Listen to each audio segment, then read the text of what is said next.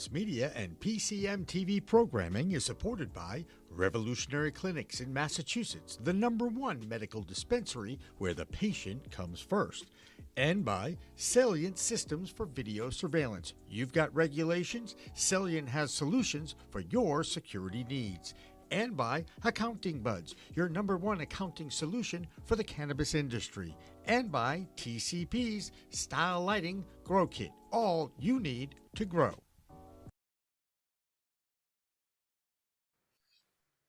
Hi, everybody. Welcome to a Friday afternoon live edition of Green Rush Live, our regularly scheduled business of cannabis talk show that we produce at Pro Cannabis Media. I'm Jimmy Young, the founder of Pro Cannabis Media. I'll be in the host chair today for a pretty action-packed program. A lot of big stories have happened in the last week. I think everybody in the cannabis world knows that this was the week of 420, the official date of celebration for the all things cannabis. And you probably also saw another news story about some bad behavior by a certain former heavyweight champion named Mike Tyson, who is also a member of the cannabis industry now. Those are the two stories that really didn't necessarily make it into the news. 420 did, but not necessarily Mr. Tyson. And the fact that New Hampshire now had a little bump in the road on the way to the state-controlled adult use stores that they House wanted to move forward. We'll continue to keep an eye on what's going on in New Hampshire as far as their adult use launch goes.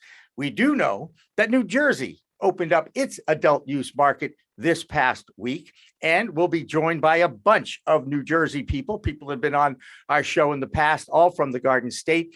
That will be coming up between 4:30 and 5:30. And then at 5:30, I've got a one-on-one interview with Marie St. Fleur. She's the new CEO of the NACB, the National Association of Cannabis Businesses, not to be confused with the the NCIA, the National Cannabis Industry Association, and our friend Michael Correia, the head of government relations for NCIA, and that most famous lobbyist that we know down there in DC. Michael, thank you so much for joining us again here on Green Rush Live. Hey, it's great to be here. There's so many cannabis groups out there. It's hard to keep up with all the acronyms. It's better than it was 10 years ago, right? That's right. We have come, the industry has come a long way, and it's still got a long way to go, but you know what? At least it's going in the right direction. I'm sure you're very enthused of the fact that another East Coast state, New Jersey, is now open for adult use business. So it's every state, every new state that comes online, I'm really happy with, because indirectly it makes its way back to DC. But even more so, the fact that it's New Jersey, the home of Senator Cory Booker, who is, a cannabis reformer who wants to do the right thing, but he's not totally there on something like safe banking.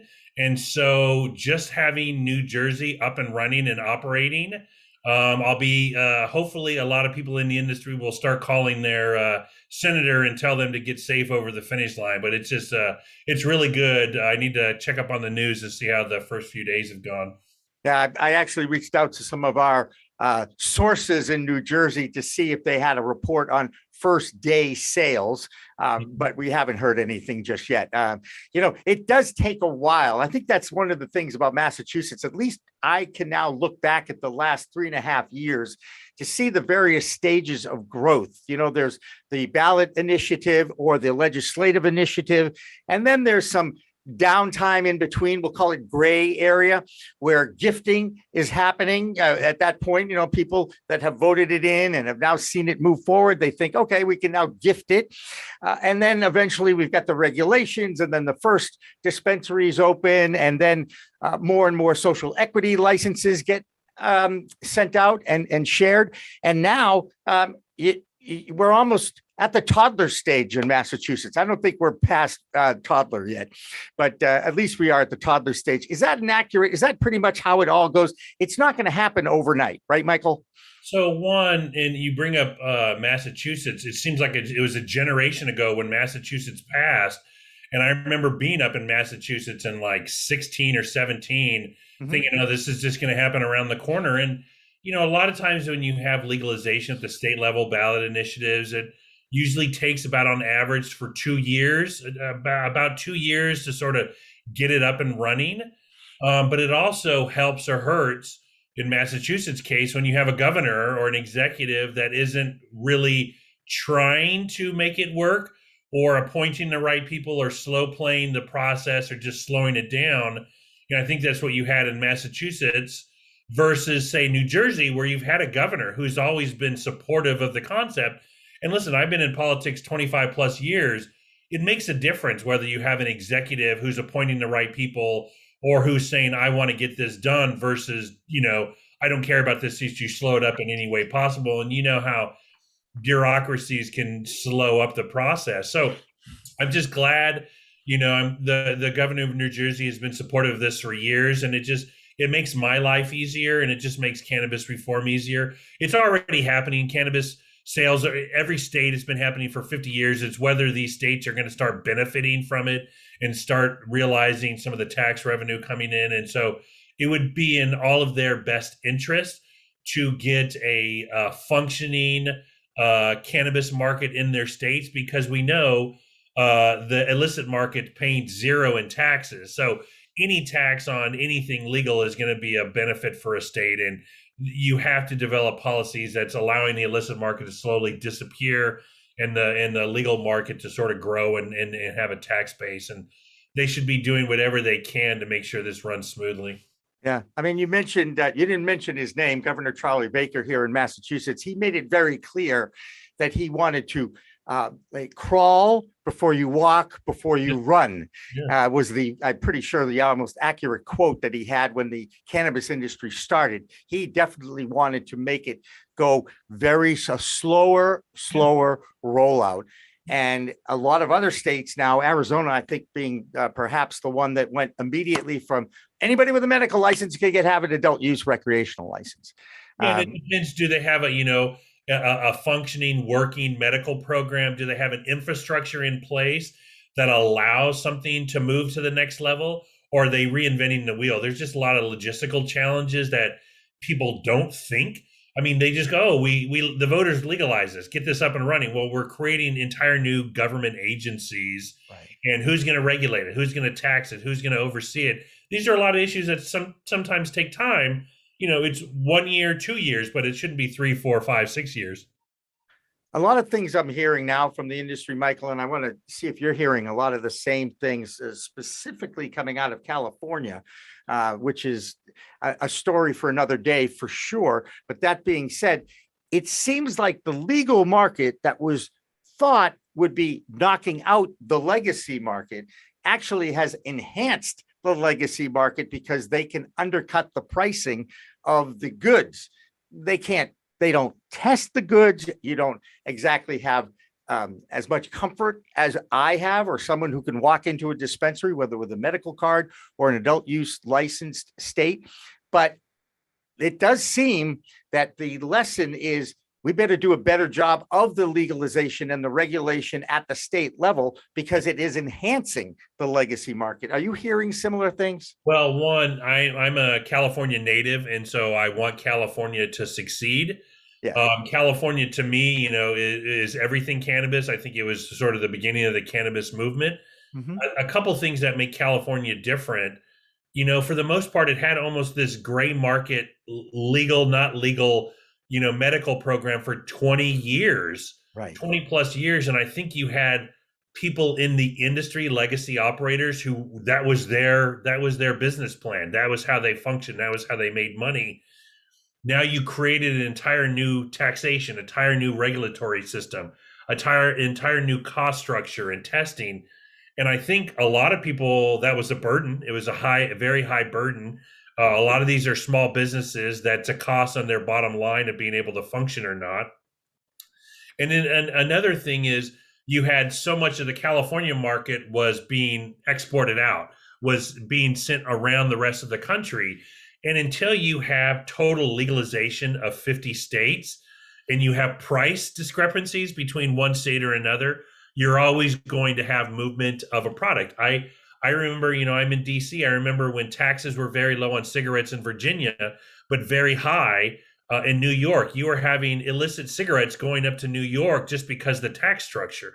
So to think that you're not going to have cannabis going out of the state because it's 2 or 3 times more expensive on some East Coast state, and the quality in California is so good, that's going to naturally happen. But at the same time, I do think you have a lot of people in California who want to do what's right for the industry, and you're starting to see the legislature revisit some of their tax structures and regulatory structures. I think it's a case of how not to do it. The burdensome regulations are such to where a lot of operators are saying, you know what, I can function in this illicit market. And I don't think that's what anyone wants. I think people want the system to where it's functioning. You as a small business can function in that, make some money, have a product, and then as a consumer, know what's in your product, know what's tested. And it's a perfect case in point of maybe lessons learned, because I don't want that being, followed by 50 other states. California should be the leaders on everything cannabis, and the fact that there's all these hiccups along the way is an issue. But I think there's a couple different market influences that are going on, and you're seeing a glut in Oregon and others where you're seeing, the illicit market, you're seeing diversion coming out. It's just one of these things that's just going to happen in a free market economy if there's a price difference. Right. Oh, I get that. And after all, California is a completely different planet anyway, Michael, now that I know that you're from there. Yeah. just the size of the market. Right. And we all know, you look to the Central Valley of California, that's sort of the breadbasket of agriculture in America. And there's a reason why, we grow oranges in Florida and not in Minnesota. And that's one of the things that's going to happen eventually with cannabis legalization, of getting into that price equilibrium and where are the best places to grow cannabis at the most competitive prices. And that's going to be a policy issue that's going to have to be worked out. It's going to take some time, but that's something we all have to deal with, just the realities of that. Because if we lived in an environment where we had legalization in 50 states, but 50 different taxes and 50 different models and 50 different prices, you would probably still have some diversion. You'd probably still have an illicit market because they would be trying to reset price equilibrium. And then there is, NCIA's chief economist, Bo Whitney of Whitney Economics, has done a lot of studies on this. And he's talked about the price elasticity, what people are willing to go to the illicit market, go to the legal market. What's that price premium? And there is sort of like a price point where we will pay more for a legal market, but not so much more, where once you pass that threshold, people are comfortable going to the illicit market. And we, as policy people, we need to be aware of that and get that to a point where people want to participate in this legal market. All right. Now, here's the big question I wanted to ask you right off the top. And I just like talking with you about all this Shoot stuff. away. What happened in the Senate? First we hear it's going to be spring, low-hanging fruit, safe banking, it passes. MORE Act passes, safe banking passes. Nancy Mace has a bill in the House. That's getting some action now. What happened in the Senate? And now we have to wait till August. And do we believe it's going to happen in August or not? So one, if they first talked about they first mentioned this bill in February of 2021. They dropped a discussion draft in July. They asked for questions. We gave 40 pages of questions and responses. In September, I think they had, Senate staffers have a workload just like with everyone else, and they were trying to work on Build Back Better, and they were trying to work on, government financing and other things that Congress has to do. And I think they are mentally looking at their calendar and thought, okay, in the fall, we're going to be working on these things. And then in December, we're going to pivot to cannabis and we'll get around to our cannabis bill. We'll introduce it in the spring. We'll have some hearings and go from there. And I think from a scheduling standpoint, they got behind. Things got delayed with Build Back Better and other stuff that delayed them. As a former Hill staffer, I'm not going to throw them under the bus. I'm going to give them the benefit of the doubt that they're working and they're working hard. And I really do think Chuck Schumer and Ron Wyden and others want to solve this problem. But it is a little weird when they say for 4 months, April, and then in April they come back and they say, okay, maybe July or August. And they say they're, talking with the administration, they're talking with regulators, trying to work out some policy language, what have you. Okay, that's fine and dandy, but the bill has been out there for almost a year. Like they've had a year to ask these questions and go through these comments. So to me, and a lot of people like me who are lobbyists, we sort of roll our eyes and shrug our shoulders like, okay, they delayed it yet again. And let's do the math. Okay, you drop it in July, August is recess, they're not around. You have September, October, November. Then you have a new election and then a new Congress.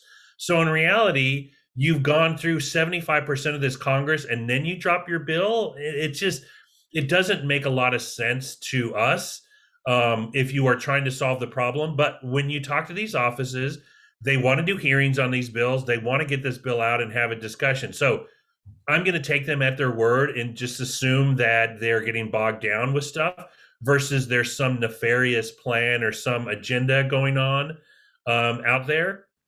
But I was a little surprised. It wasn't, April or May. It's like, let's go July or August. So that in itself means they have a lot more work to do on this than they had originally said. And they've been telling people that if they were to drop a bill, it wouldn't have a lot of changes to what the discussion draft was. So to me, is it going to be drastic change? All right, that's going to take some time. If it's not a lot of change, then why did you spend 12 months working on something that didn't get changed that often? Why didn't you just introduce a bill? Why didn't they just introduce the bill last spring and say it's a work in progress and then hold hearings on that bill and then go from there? I worked on Capitol Hill for 15 years. There is no perfect legislation. It's you drop something, you introduce it, you amend it, you go through the process. You look at the Safe Banking Act that was first introduced in 2013, and it's had multiple iterations and multiple changes and amended language. So to think that a bill has to be perfect when it's introduced, it doesn't. So it is a little weird on their optics and strategy because this Congress is almost going to be over. We're almost halfway through the second year. And again, I just don't think it's a priority. And I think that's what frustrates the industry more than anything else is the Senate, specifically the Senate. And we do know that there is a divide in the political arena down there. The Senate in particular just doesn't want to deal with it. And they know if they just keep delaying and delaying and delaying, they'll have the midterm election coming up in November, and they won't even have to deal with it if they don't make it to the next term, or B, they do, then at least they'll have another year to start cranking it up again. I know there are people in this industry that are extremely frustrated with what's frustrating me as a person and what frustrates me as an industry lobbyist. The Democrats took control in January of 2021, and there was a lot of excitement. I mean, look at cannabis stocks. They're at their all-time high in sort of January and February. They said a lot of good things, the politicians in DC. Here we are 15 months later, and what do we have to show for it? So the House continually passes SAFE, it dies in the Senate, and just recently, the MORE Act passed the House again, 2 weeks ago, with a very slim majority. But that's it. And, Chuck Schumer has said a lot of stuff publicly now. It's time, I've been in DC long enough. There's always an election, and there's an election in this November. If things don't go well for Democrats, they're in the minority. Then you have no power and authority. So if Chuck Schumer really wanted to solve this issue, drop the bill, have some hearings, talk about it, right, and let's have a discussion, and let's start getting some co-sponsors, and let's see where the reality is with the support. And then let's pivot to something that's just teed up and ready to go, like the Safe Banking Act. So it frustrates me that talk. Like, let's start getting something done. And the fact that my number one priority is getting the Safe Banking Act over the finish line, and the fact that they're holding it up for political reasons or whatever reasons, is just very frustrating. Because I spoke on like a stakeholder roundtable discussion with the Washington State Liquor Cannabis Board. It was sort of their public meeting. And they said they were, because of just the rash of crime that was going on in Seattle and other areas. In Washington State, there were 80, at the time, I did this a couple of weeks ago, 80 robberies. And we are barely in April. They're almost averaging a robbery a day. Like, how many people have to get shot or killed for Congress. I don't want to. I don't want to. Go over the top and say people have blood on their hands, but people are dying because of this, and it's for no reason outside of political reasons. This bill is ready to go and go. Let's bring it up for a vote. Let's add it to the America Competes Act. Let's pass it, and then let's move on to cannabis reform, the Schumer bill, the Moore Act. Let's start working from legalization and go from there. That's the frustrating thing for me. Yeah, no, I can see it and I can hear it in your voice too. You mentioned Senator Booker, and at that initial press conference in July of last year, I remember his comments about social expungement was really social justice is really what he champions. And he doesn't want to be focused on the Safe Banking Act. And yet, in a lot of ways, it's a tougher sell, I think, anyway. Is it a tougher sell on the social justice side or the safe banking side? So one of the issues, let's just be honest, if you go to if the Republicans are in the majority, do you really think Republicans care about social justice? Like, no, that's the last thing that they're going to care about. So the political reality is you have the majority now. You need to do something when you're in the majority and be active to try to get something over the finish line. So Dave Joyce of Ohio, congressman, and AOC from New York, they have their HOPE Act that talks about expungement. Okay, there's your expungement bill. Let's do something. Let's get some co-sponsors. Let's talk about that. Let's try to move that. Let's have some language on safe. Let's do something else. But here's the bigger issue. Cory Booker is talking about social justice, and it's very important, and we're supportive of this. But a lot of the arrest, a lot of the issues are going on. These are state level issues and state level arrest. And so the federal government, if they legalize cannabis, they're not going to go back and go, hey, New York, you arrested 1 million people over the past 50 years for cannabis, expunge their records. Like, that's up to New York to do it, and New Jersey and California and all these states. So, if you were to have expungement at the federal level, it's at a small percentage of the expungement needed at all the state level where all the arrests are. So you just need to have an honest discussion about this. We're supportive. We want to accomplish the same thing. In the end, strategically, we go about it differently. And I just respectfully disagree with Senator Booker on his strategy. My worldview is the votes. Do you have votes to get something done? Let's push for this, because we know in politics, maybe tomorrow never comes. Maybe you're never going to get the votes there, but you do have something. Let's get something. And if we pass SAFE, it will lower the cost and lower the costs associated with lending. Will make it easier for small businesses, minority businesses to get access to capital, which will help minority businesses. And, one of the things about minority businesses, it's about access to capital. It's about funding. It's being able to grow your business and actually have a business versus just having a concept or an idea or a business plan and you give it away to venture capitalists. So I wish a lot of the, especially Senate offices, would be a little more realistic on some of their approaches and not just look at this politically like a political football they want to campaign on. And that's what worries me about it. I got one more question for you about decriminalization. Yeah. If they deschedule cannabis off the Schedule 1 Controlled Substances Act, if that's all that happens, doesn't that open up the banks? Yeah, I mean, if the problem with the banking issue is it's a Schedule 1 drug, and so with the Controlled Substances Act. So if you remove that provision, you remove DOJ's ability to look at money laundering and a lot of the other aspects around banking. So it doesn't apply. So it would be like cigarettes or something else. It wouldn't have that issue because of its scheduling. So it would have to be descheduled or even rescheduled to something else. But that's the biggest issue of why DOJ could always play around with something like this. Does the DOJ need to be told what to do, or are they a separate entity and can make that decision themselves? I mean, Steve D'Angelo tried to explain to me that this was an administrative thing more than anything else. Is that accurate? Like descheduling cannabis? Yeah. So if for all the people who are listening, the smartest guy I think in DC is John Hudak at the Brookings Institution. He's written a ton on this. If you go to their website and check it out, he read a great piece that there's two paths to descheduling cannabis. One is Congress, where Congress does it and they reschedule or changes the scheduling. The other is a process that I think it's the Attorney General or even the President has to make a recommendation to start the process, and then it's left to FDA, DOJ, and others to work through the system and make recommendations on rescheduling.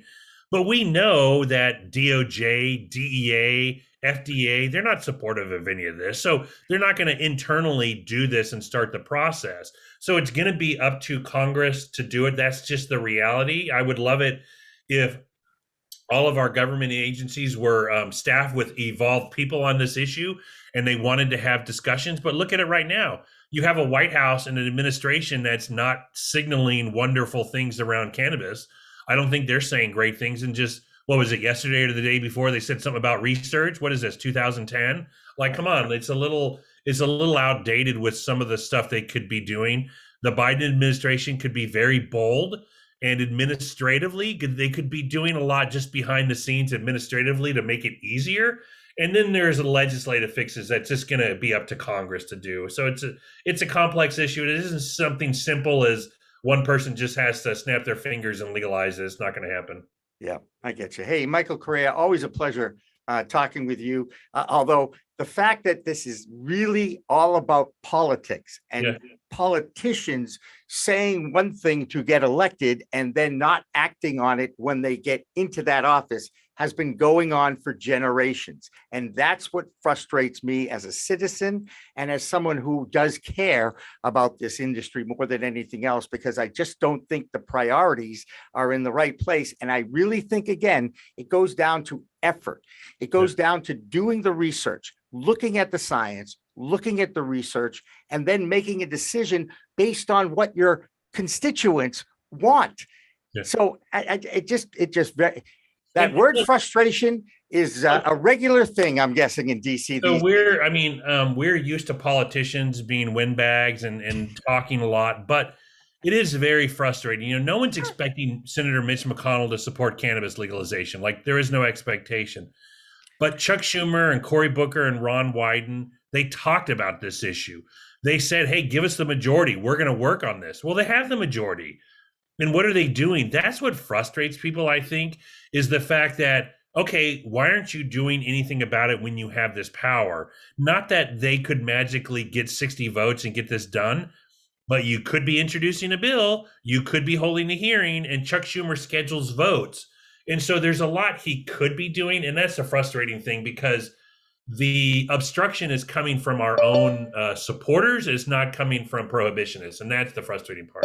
Gotcha. Michael Correia from the NCIA, always a pleasure chit-chatting with you. I look forward to talking with you perhaps next month. Let's just keep that ball rolling and just know that there are people out there who are rooting for your success too. Okay? Thank you. Appreciate the time. Take care. All right, you bet. There goes Michael Correia. We're going to take our break. It's a little bit after 420, but after all, it was the week of 420. I'm guessing at this point, everybody's a little tired of it. I know I am. We're going to take a break. We'll come back and talk about New Jersey after this. Don't go away.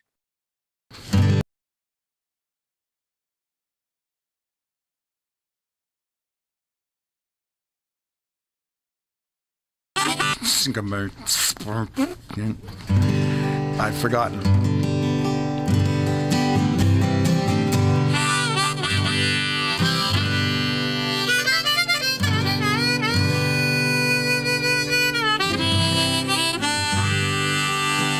We had a saying in our old band, one of my first bands in 1966 or so. What are you going to do tonight? Oh, just, like every other night, just going to lay around the shanty and put a good buzz on.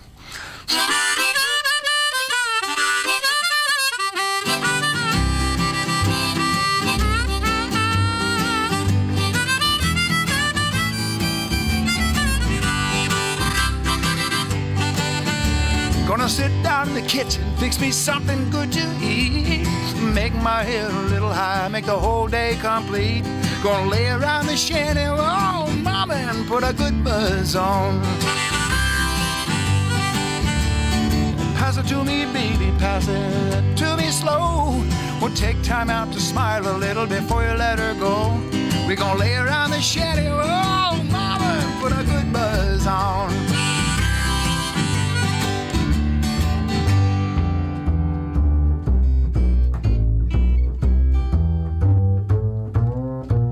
Oh, yeah.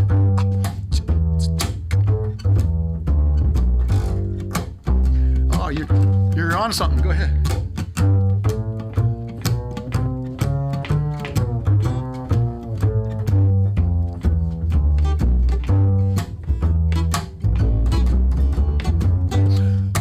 Rick Brodsky, everybody.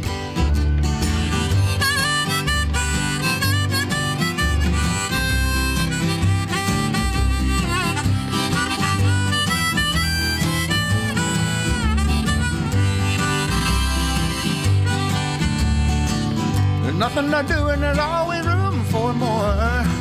Fill it, light it, shut up and close that door, baby. We're gonna lay around the shanty, mama, and put a good buzz on. Take it, okay.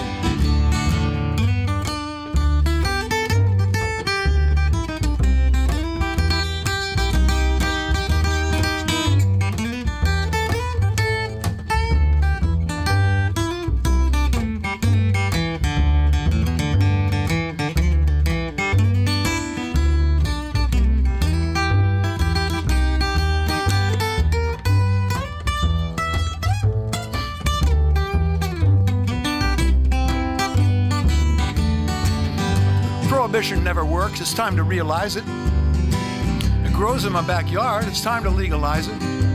We're gonna lay around the shanty, mama, and put a good buzz on.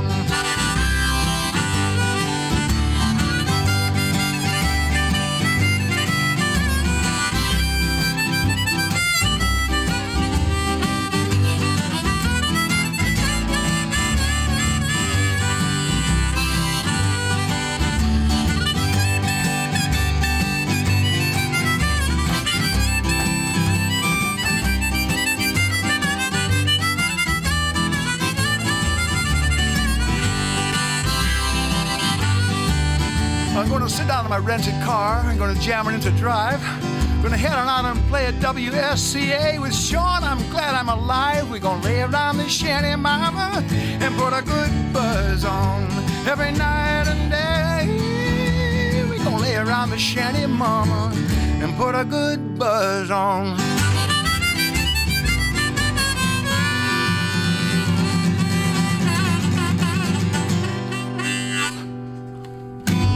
Nice. It's Friday.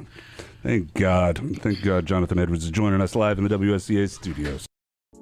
Pro Cannabis Media and PCM TV programming is supported by Revolutionary Clinics in Massachusetts, the #1 medical dispensary where the patient comes first. And by Salient Systems for Video Surveillance. You've got regulations, Salient has solutions for your security needs. And by Accounting Buds, your #1 accounting solution for the cannabis industry. And by TCP's Style Lighting Grow Kit, all you need to grow.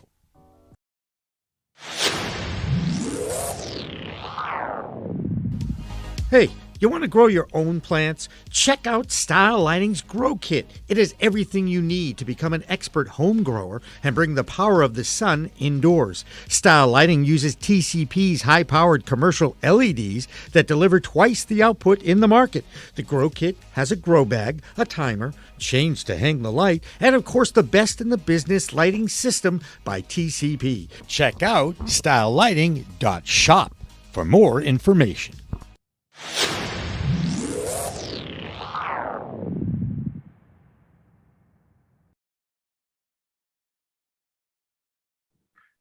Welcome back to Green Rush Live. The second half hour, spent a great 30 minutes with Michael Correia from the NCIA to kind of kick things off. But the biggest story in the cannabis industry over the last few weeks, maybe even the last few months, is a launch of another East Coast state for adult use sales. It happened yesterday in New Jersey, and we have two people here who actually were witnesses to it all. They were in the trenches. They checked out those lines. And it's Debra Borchardt from Crane Media and the Green Market Report, and Jill Goldsberry, who is also one of our correspondents from New Jersey. Debra, I'm gonna start with you because I know we're going into a week and maybe even 2 weeks of a lot of events happening in the tri-state area. Tell us about the Women in Cannabis event that you're involved with next week. I'm very excited to tell you about it. And you're right, Jimmy. You know, when we started the year in January, well, really, we planned this event back in December of 2021. There wasn't a lot on the calendar because people really didn't know where things were going. And we took a big risk and went on and booked a space. And we are having our first Women's Summit. And it's our first Green Market Report in-person event post-COVID. So it's pretty exciting. And this event is focusing on women in the cannabis industry. It's an all-day business event. We've got great panels. All the panels are all female. So that's exciting, but all genders are welcome. And I have seen several men have registered to come. So they are the smart ones. They're going to be in a room with some amazing entrepreneurs, amazing C-suite leaders. It's really exciting. I'm really looking forward to it.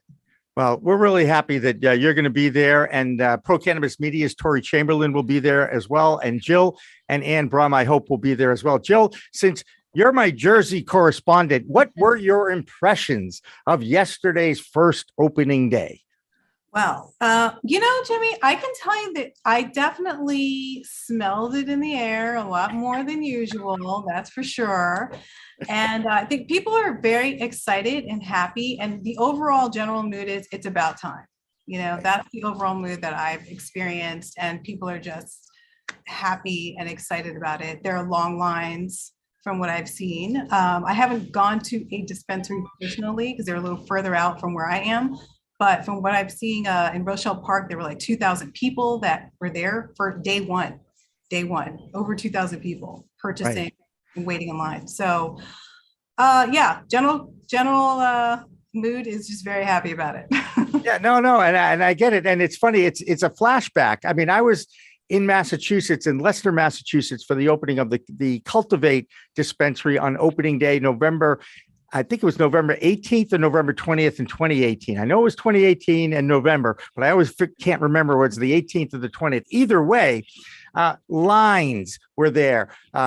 Parking was an issue.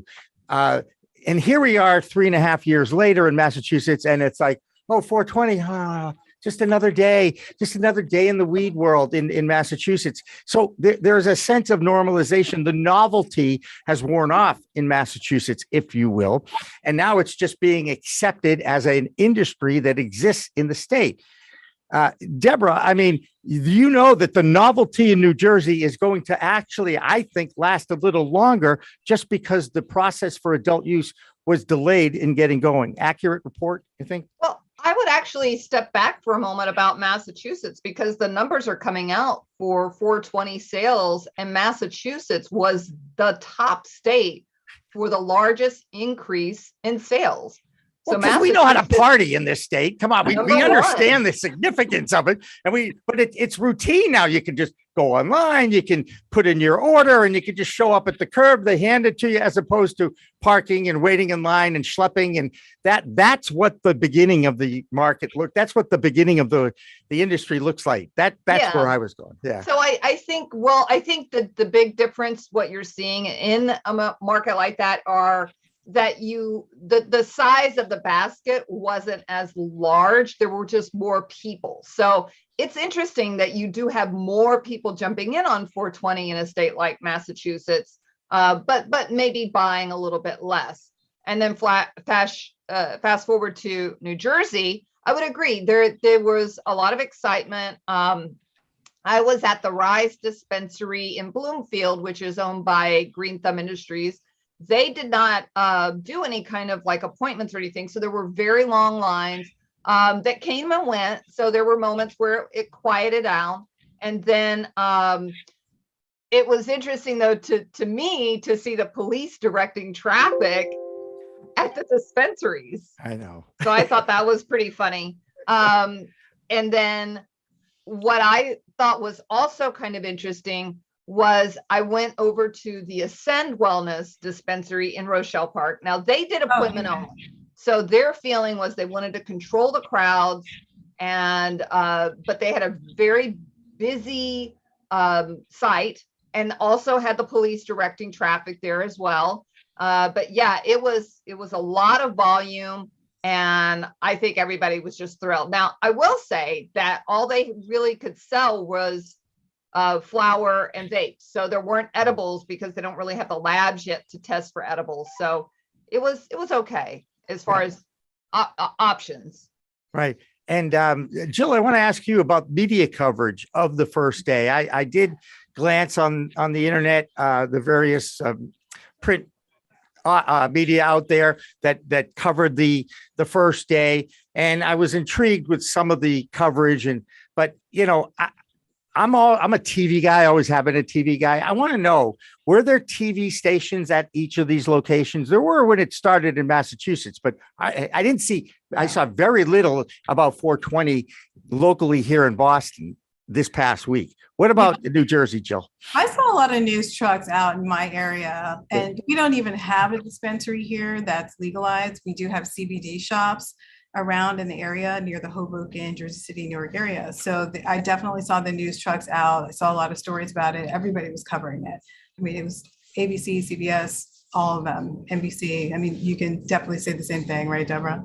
I would agree. When I was at Rise, I saw at least 3 news groups having live hits. So there was a lot of live hits at that location.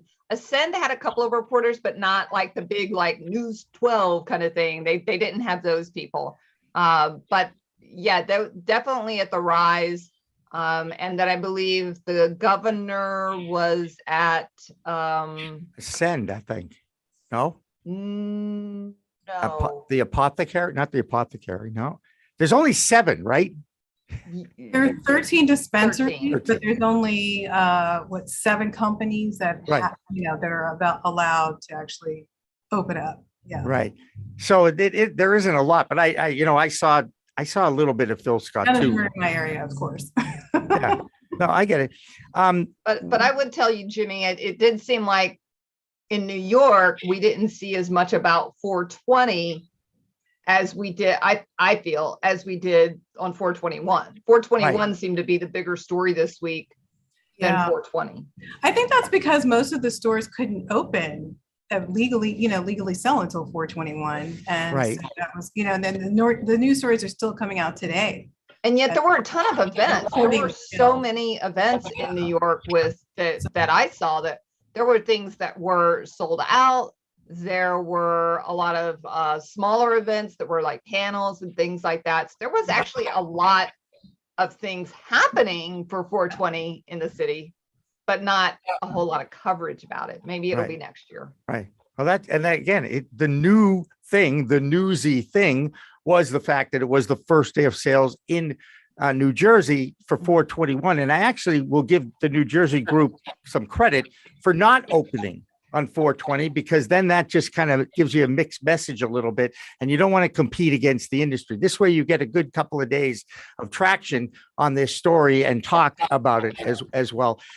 Since both of you are in that tri-state area, I don't know if you listen to local news talk shows or NPR or anything down there. Are they giving cannabis a fair shake? Are they offering people to come in to talk? Is there actual respect for the industry on the airwaves in media in the New York area? Jill, that's a quick go. You go first, Jill. No, go ahead, Debra. I was just going to say that the only thing that I've really kind of seen, because I'm a business reporter, so I've seen a lot of pushback with CNBC, that CNBC tends to keep having Canadian companies on versus US companies, which has been kind of a point of contention with the US cannabis companies, because they're like, we're bigger, our market's bigger. Why do you guys keep having, these companies, Tilray on over and over and over, when Tilray kind of has some challenges and problems, that they're buying company doing good, but you've got some of these other companies that are doing massive numbers, and for some reason they're not being invited on as much as we're seeing the Canadian companies. So it's kind of a weird thing happening in the New York area. Well, I just wonder if that's because in Canada, it's federally legal. It's traded on the Canadian Stock Exchange. And I'm just thinking that might be the executive producer thinking at CNBC. I think it has a little bit to do with it, but I think that the US people are getting a little tired because there's several of those companies are located in New York or headquartered in New York. So it's not like they could just take a cab down to the studio. That's right. That's right. Jill, another issue in New Jersey that has been brought up in the past, and I don't know if it delayed the start of the adult use market, but it was a concern, was the fact that the supply, it may not be able to handle the demand of the adult use people in line and wanting to buy product. And they also are trying to protect the medical community who use this as a medicinal tool to take care of whatever ails them in that case. There was a whole situation of, I think it was maybe about 100,000 pounds that there was a shortage of in the state.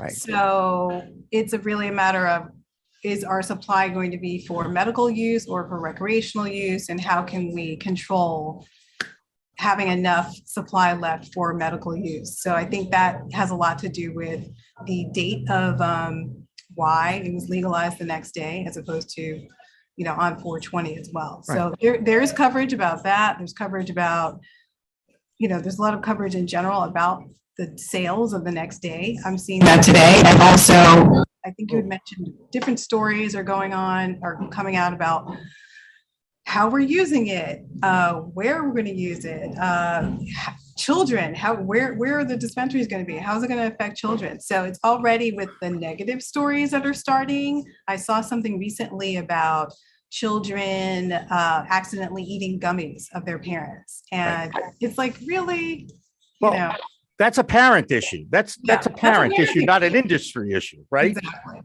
So, and toughest job, by the way, any of us ever have. So I'm not, I get it, but you do have to be. In fact, there are a lot of people out there, I think, that if they gave licenses out to parents, a lot of them would not get the license, okay? Because they're just not smart enough people to handle another life. But we don't have that in this country. We want to educate those parents about this product and about how to either lock it up in child-safe locks or drawers, or there's plenty of child-safe options out there in containers. That's something that, to me, that's a public service announcement that should be happening right now. Right. And because of traditional media, Deborah, you know this, they don't want to touch it. They don't want to touch this subject. It's unbelievable to me. And here's, a throwback to the New Jersey situation. So I like to do purchases of these dispensaries when I shop, when I shoot a story, just because I want to see the process and how it works. Yeah. And at Rise, they just gave you a little white paper bag. It wasn't stapled or anything. It was just here.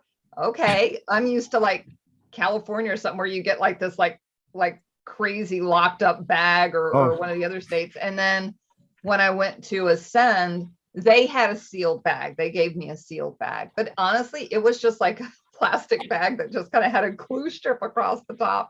And I was like, okay, I guess sealed bag. It just was kind of interesting to see how that was handled. And then payment, of course, because I'm a financial person, I find payment interesting. And Rise had a separate kind of payment app that they suggested people to use, but both had ATM machines in their dispensaries. And they had cash in those ATM machines. They weren't cashless, correct? Correct. They were cash with a charge. So not only were you paying taxes, you're paying $3 to get cash. Right. But I will say this in defense of the banking industry, they definitely want banking to be offered to the industry. A lot of companies, a lot of banks will reimburse you for those foreign ATM fees. Just saying. Like my bank does that. That's why whenever they give me that charge, I go, well, at least I get that back from my own bank, That being said, it's still a major issue, as we know, and there are more and more companies out there. There's CanPay, there's KindTap, there's quite a few out there that are working within the system to make it work so that we can have more of a cashless, but you can't. It's a cash economy. That's how this was started.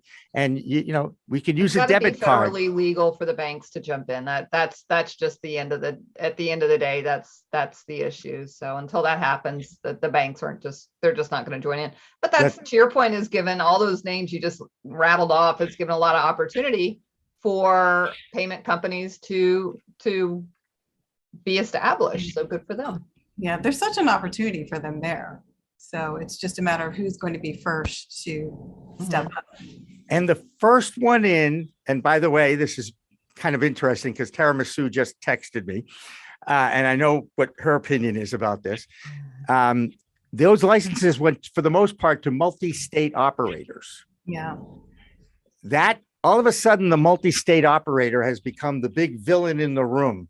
And while I recognize that this industry is really designed to give those who have been most impacted by the failed war on drugs an opportunity to get into the business, we know that access to capital continues to be the biggest challenge to do anything like that. That being said, I look at the MSOs as almost like a necessary, and I don't want to call it evil, a necessary player in the birth of an industry, because you do need that capital in order to just deliver the service. Debra, I know you know a lot of these MSOs in the U.S. Some of them are starting social equity impact funds, correct? That's true, and I think it's also fair to mention that. So let's just talk about the state of New York, which has had medical marijuana legal for several years now. But the patient population is fairly small. The investment that these companies have made has been untold millions at this point, and none of them are profitable. None of them are profitable. So it's very hard. I know it's like you were saying, they're kind of considered the evil big corporate cannabis, but these guys have been out there for years losing money, making investments into cultivation facilities and storefronts and employees and all that kind of thing, and losing money hand over fist. And it looks like they got a whole nother year to go. We are also starting to see, I just wrote about a company listed as a going concern today. I've had several companies that we've written up lately that have put in their filings that they're now a going concern because their debt is too high. The price of flour has dropped. The prices have come down.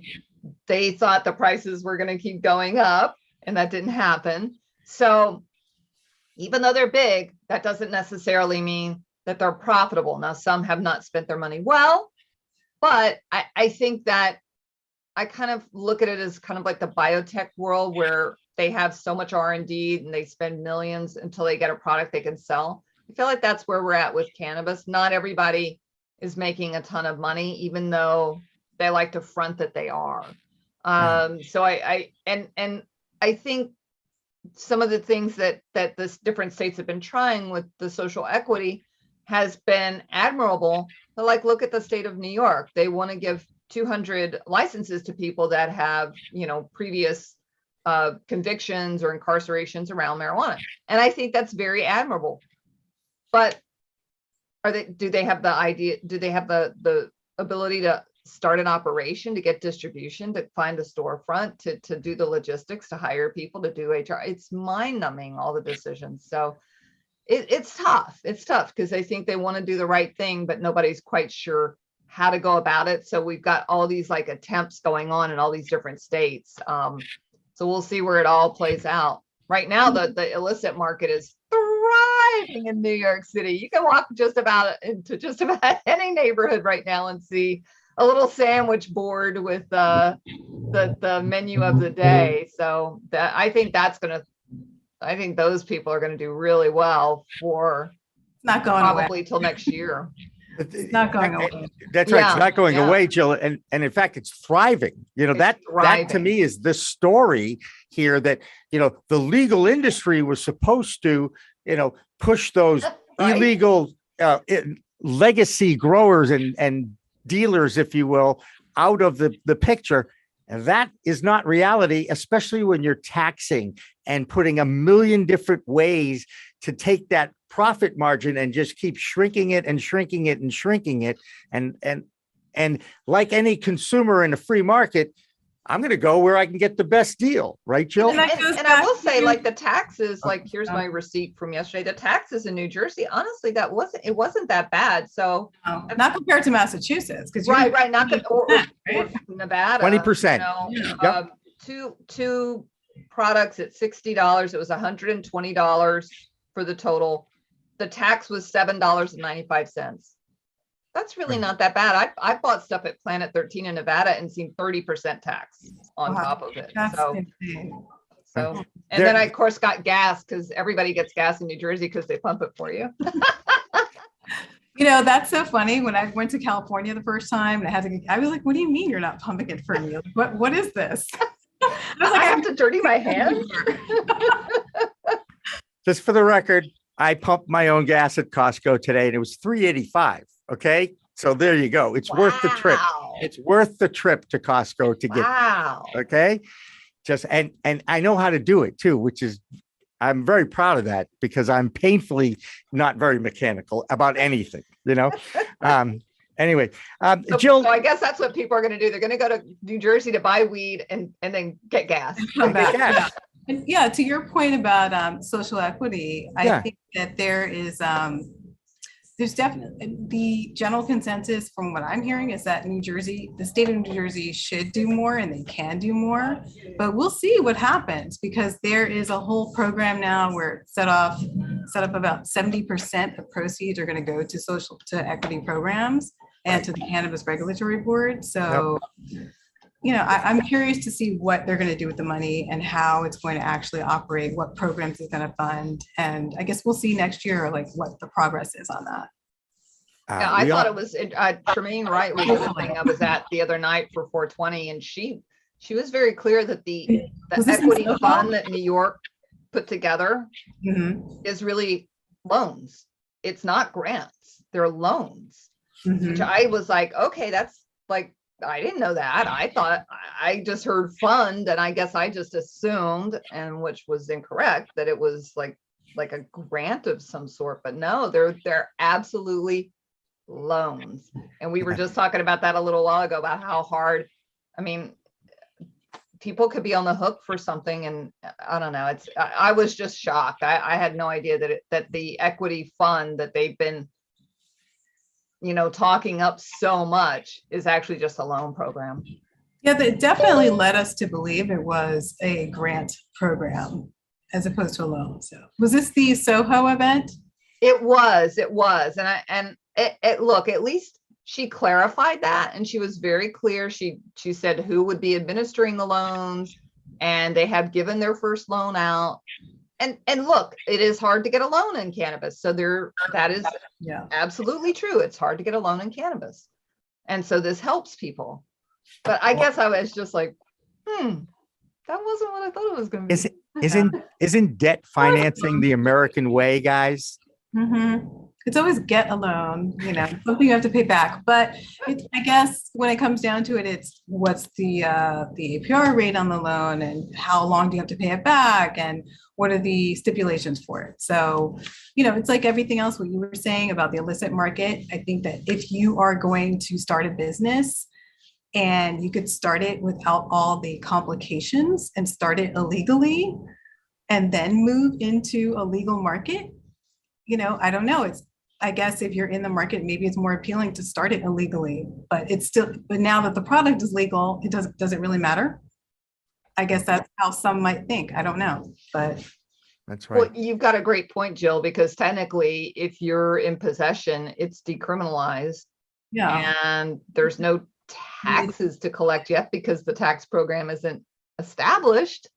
So that's why I think they're all operating this way. I passed one on Dykeman Street when I go to my son's apartment, and they've actually rented a little storefront and turned it into a little consumption lounge. So they're really digging in, and they seem to be good neighbors. Nobody seems to care, and everybody just walks past, and it's kind of like, hi. I would never picture you up at Dykeman in Washington Heights. Never. Oh, it's Inwood. It's way up there. Wow, she was really out there. She is. That's one of the reasons why we love Debra so much. She is one of the I love people. Inwood. All these people are watching. They're like having no idea what we're talking about. But that's not true. That's not true. Top of Manhattan. I will say this. Yeah. Some are taking advantage of wedding cake, and they really don't care what we're saying right now. You catch my drift. Look, we're going to take a break. Both of you, if you'd like to, you can stay. Misu and Edmund DeVeaux are going to join Edmund DeVeaux Wow. are going to join us for the second half hour. If you have someplace to go, understandable. You do.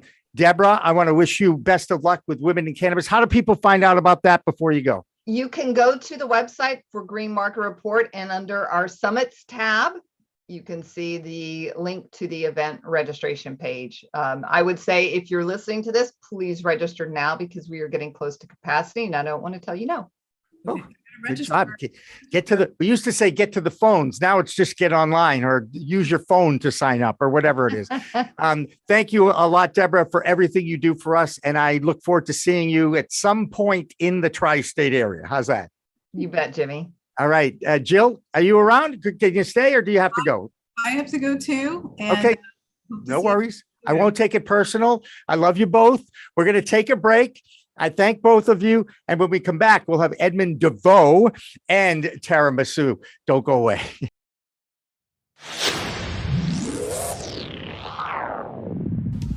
Hey, you want to grow your own plants? Check out Style Lighting's Grow Kit. It has everything you need to become an expert home grower and bring the power of the sun indoors. Style Lighting uses TCP's high-powered commercial LEDs that deliver twice the output in the market. The Grow Kit has a grow bag, a timer, chains to hang the light, and of course the best in the business lighting system by TCP. Check out stylelighting.shop for more information.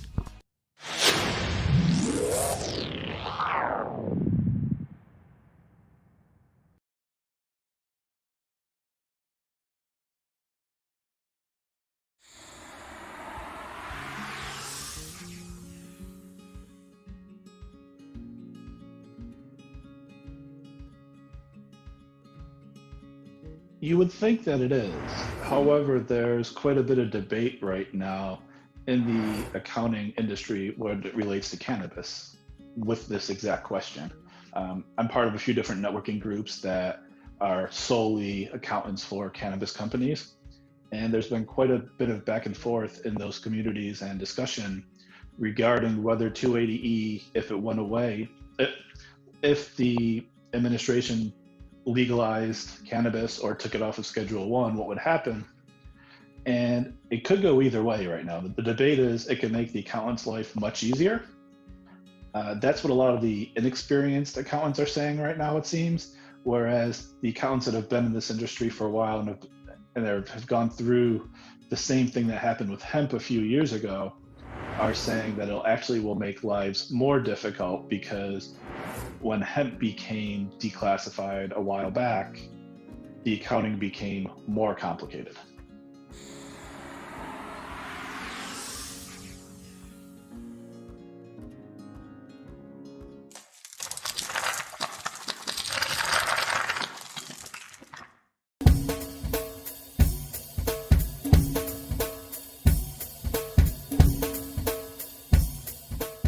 Difference is building a solution for that individual, not just a custom, here's a box, here's a video, here's how you make your VMS. We custom design and custom build every situation for exactly what the customer needs. And we keep the costs low. We have multiple tiers, as far as what you're looking at on the cost side of things. If you want a one-time, where you just pay one initial cost, we have that. If you want to maintain your system and have the highest protection and highest capabilities and highest upgrades at all times, we have different plans for you. But we scale it so it's scalable and affordable 100%.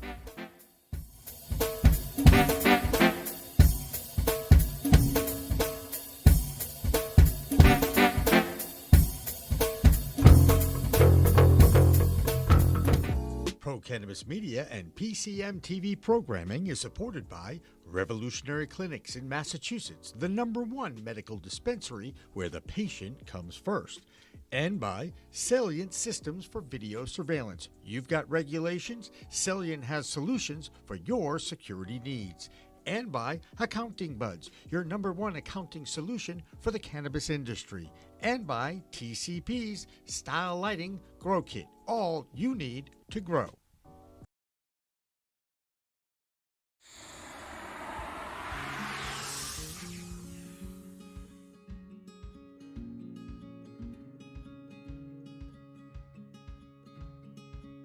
You would think that it is.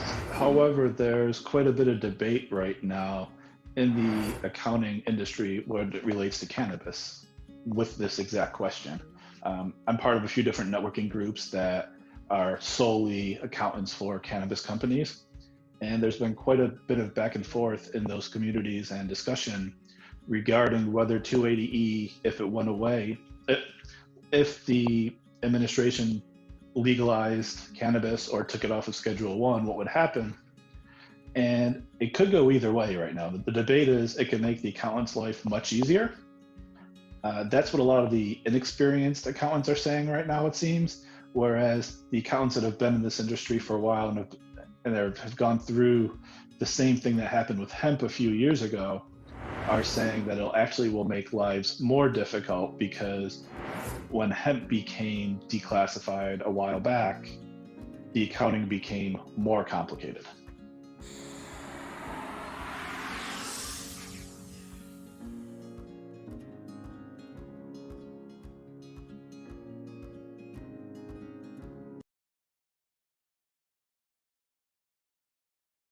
Hi, everybody. Welcome back to Green Rush Live for Friday afternoon. This is the show that we do every Friday here on Pro Cannabis Media. We live stream it on all of our social media platforms. And please, if you haven't already, like, share, and subscribe to our content. It is really important to us as we go out and try and legitimize and explain to people why there is interest in this industry. And you could be part of it too. I am Jimmy Young, the founder of Pro Cannabis Media. I'm so happy to have a couple of friends of mine from New Jersey, the Garden State, Tara Misu and Edmund DeVeaux of the New Jersey Cannabis Business Association. We've already gotten some great stuff out of you in the break, which, by the way, is a traditional thing in broadcasting. The good stuff happens in the breaks, right? But we're going to revisit some of that. Edmund, let me start with you first. Your impressions of a historic day in New Jersey yesterday. You know, Jimmy, I'm going to be a little bit selfish. Both 420 and 421 were huge days for me. Okay. Start with 420. It was my second 420 as president of the New Jersey CannaBusiness Association. So I was like, wow, this is neat. And so here I am, 420, the age of legalization, knowing that adult use sales were coming the next day on the front lawn of the State House Annex. So that was fun. And then comes 421. It was nothing but a celebration. I spent the morning at Ake Ridge Holdings down in Williamstown, New Jersey. And I got to tell you, it was such a pleasant atmosphere. Everyone was celebrating. The deputy mayor and a member of council were there because of the benefits that they had received simply because a cannabis company came, redeveloped a building, put in a viable business, and they celebrated it. In fact, they shared with me, guess what, Ed? We haven't raised property taxes in 4 years.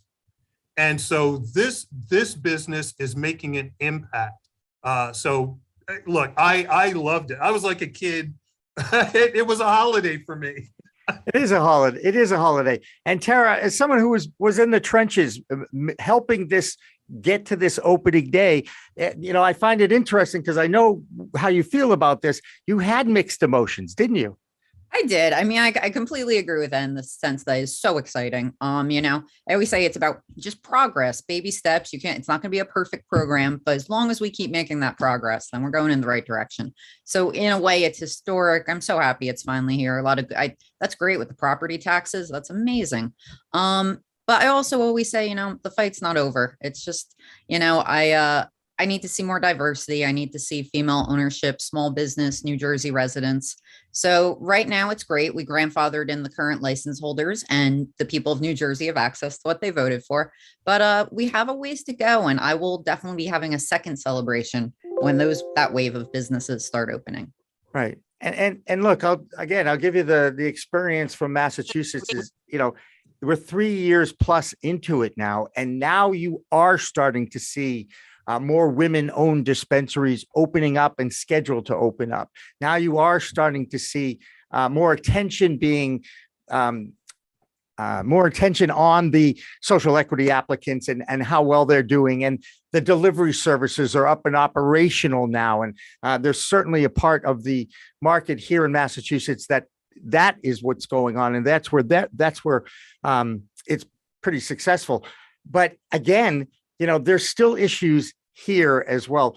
Edmund, one of the things, I was at an event this week with, I love to drop names, The Glove, Gary Payton, NBA Hall of Famer, happened to be in town in Boston to give Marcus Smart his Defensive Player of the Year award in the NBA. You guys know I'm a sports guy in my heart and soul.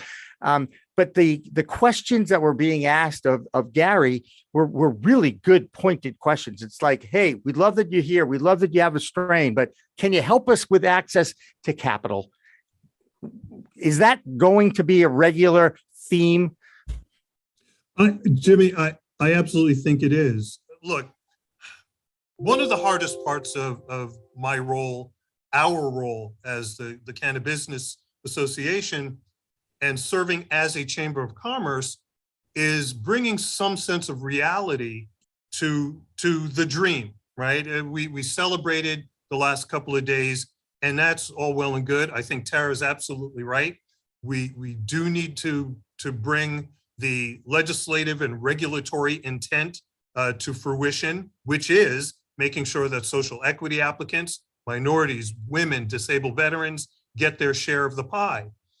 But at the same time, when certain applicants heard you are a priority, I think what they heard was you're going to get a license.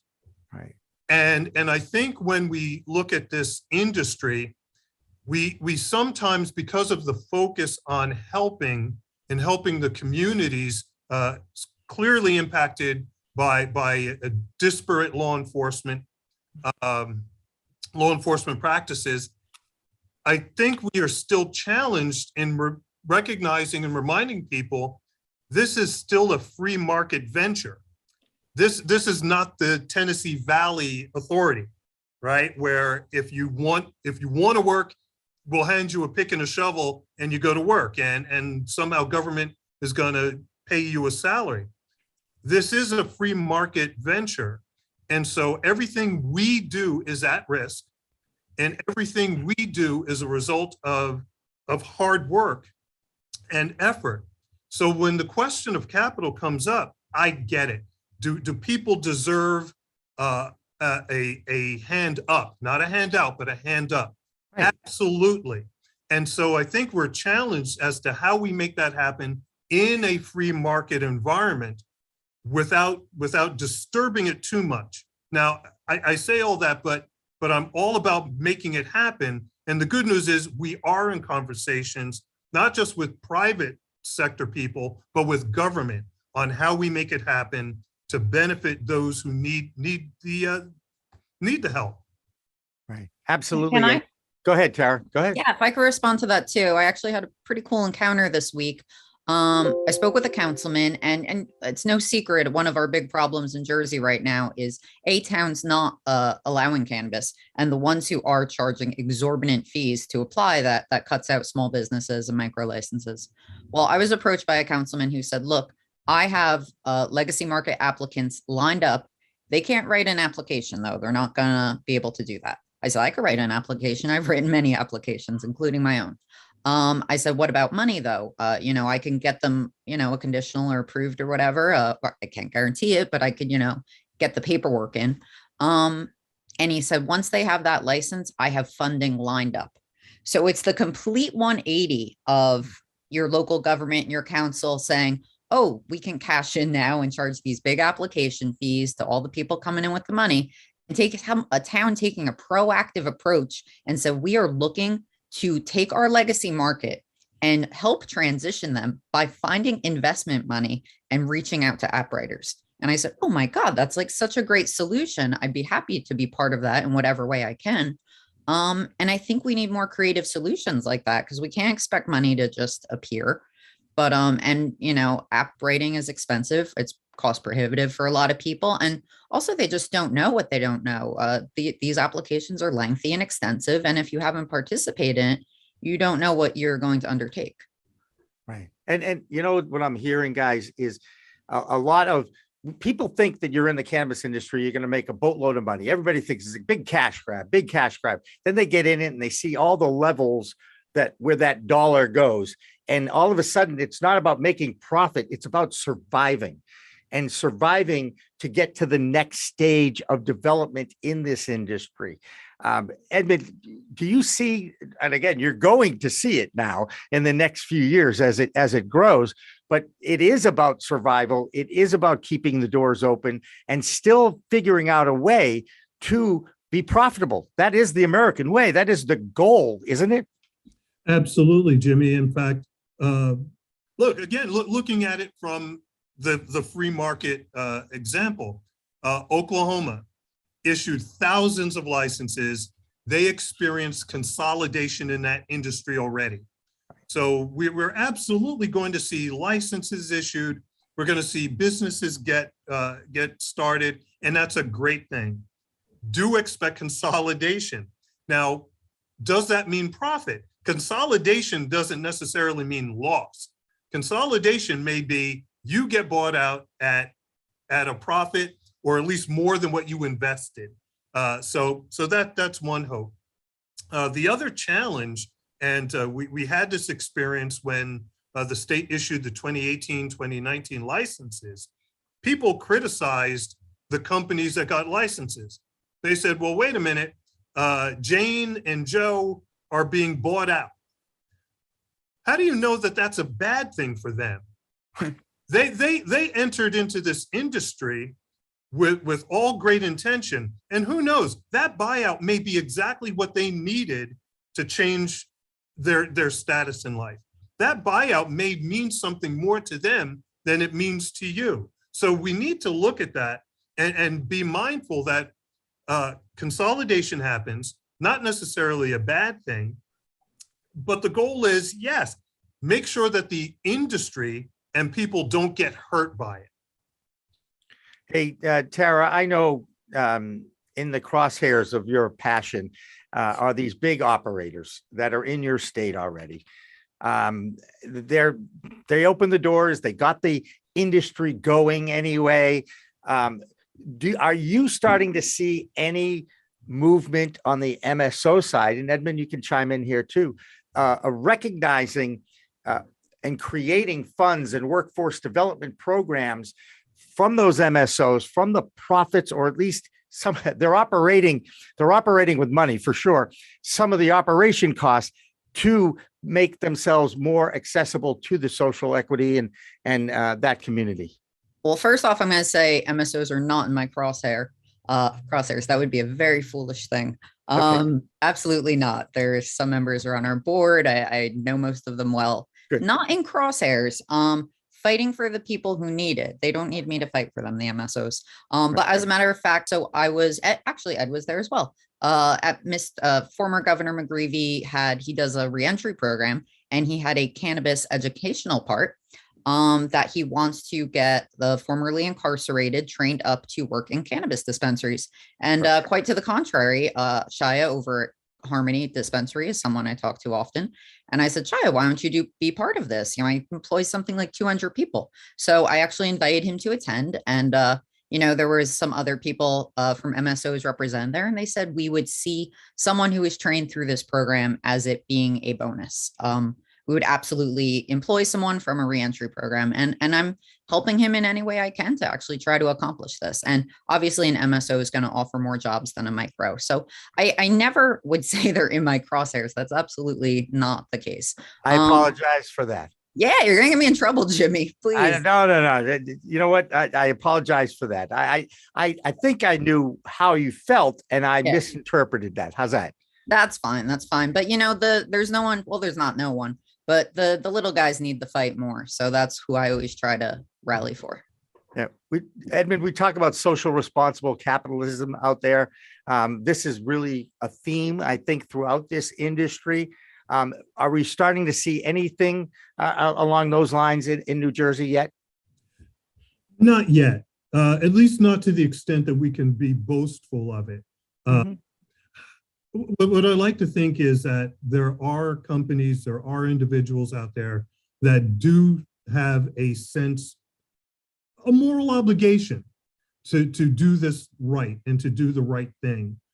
In particular, when we do talk about the clients of the Reentry Corporation, when we do talk about social equity applicants, so the sense of where do we go? Corporate social responsibility.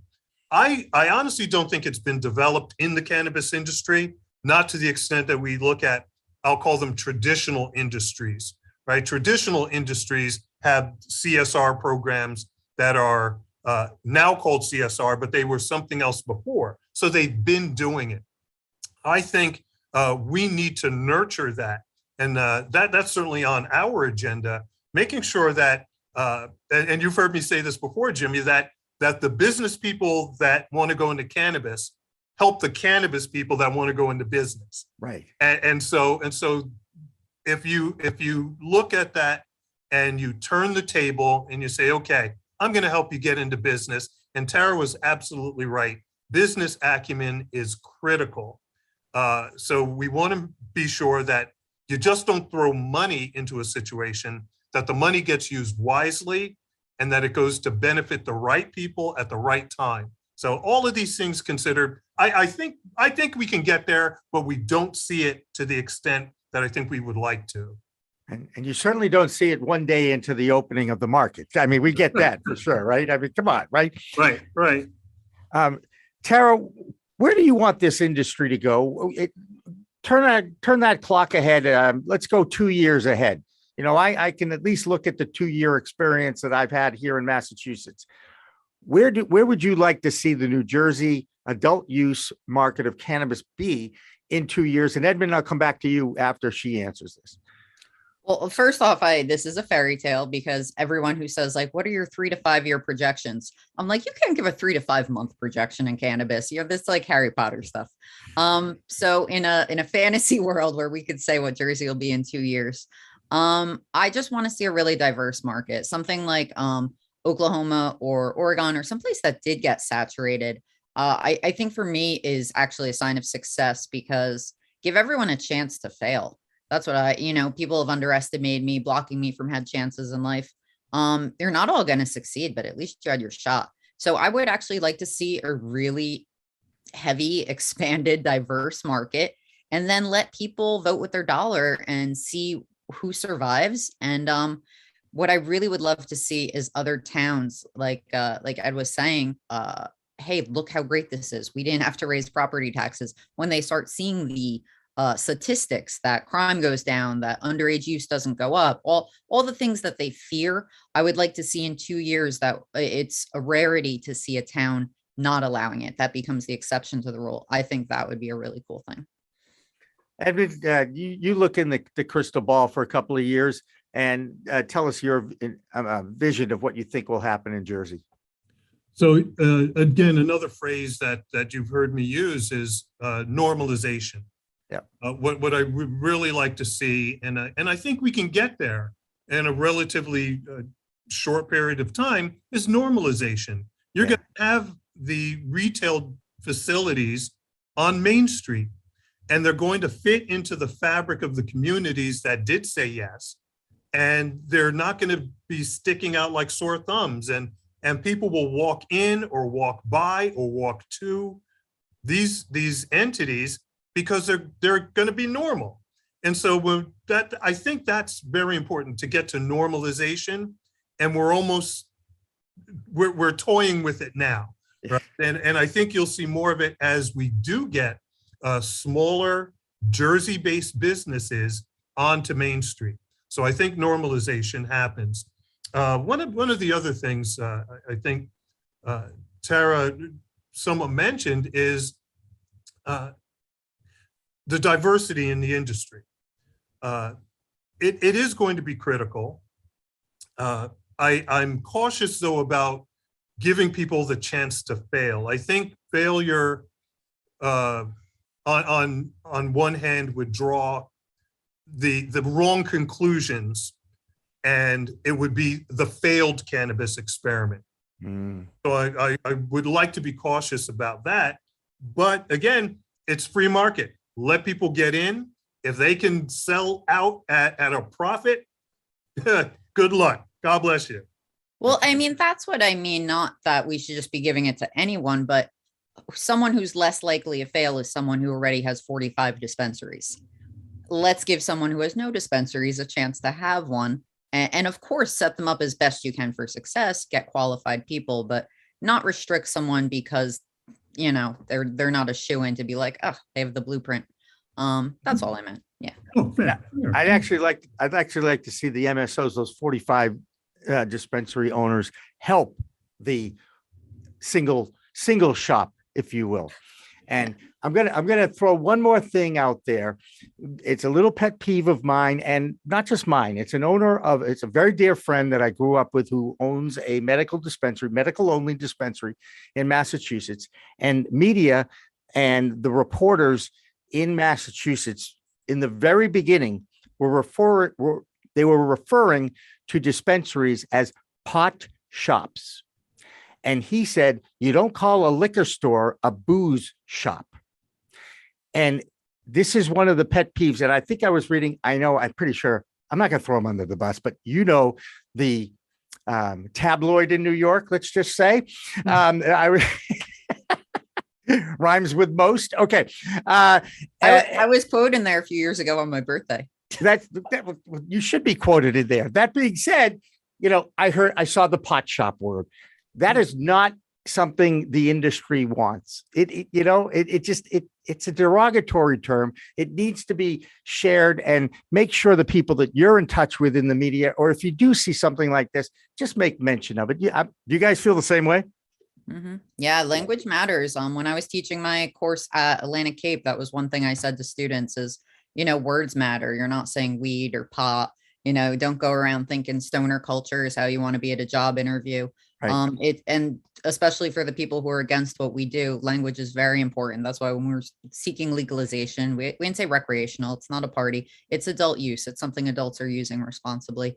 And actually, the pot shop thing is something I used to use. Booze barns was what I would say. But there was a guy who I was going to have on my podcast.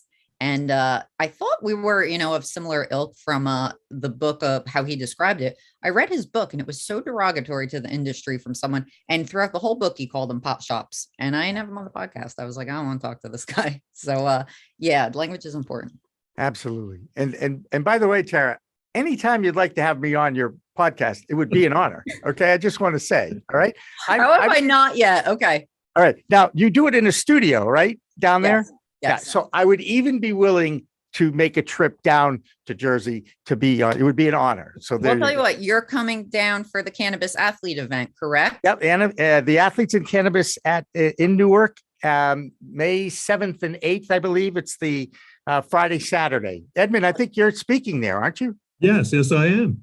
Cool. All right, let's try to sandwich it with that. I'll follow. All right, that would be great. It would be an honor. It'd be fun, and I think you'll find that some of the stories that I have, I don't share on a regular basis. I save them for my guest appearances. Okay. Yes. Okay. And I realize I haven't had Ed on either, who's the president of my organization. I'll do it with Ed.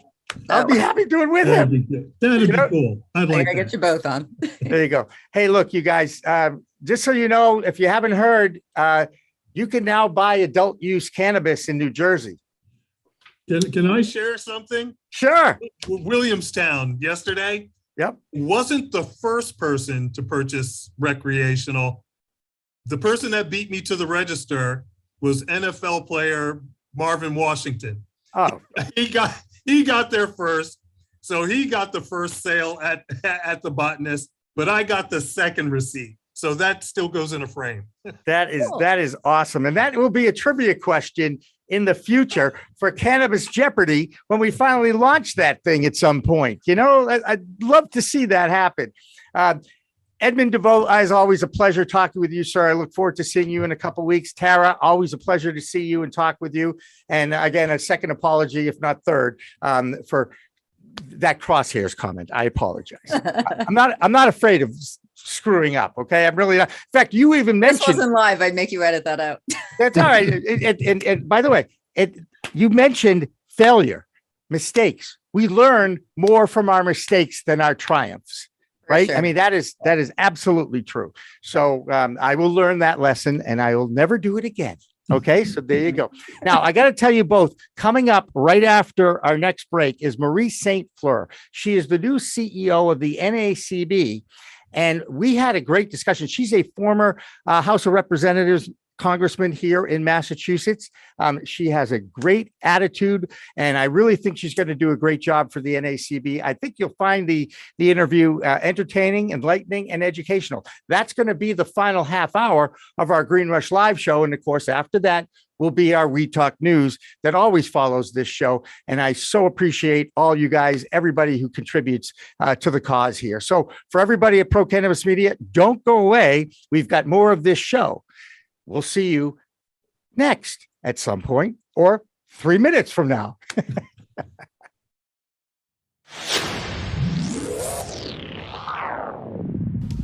Hey, you want to grow your own plants? Check out Style Lighting's Grow Kit. It is everything you need to become an expert home grower and bring the power of the sun indoors. Style Lighting uses TCP's high-powered commercial LEDs that deliver twice the output in the market.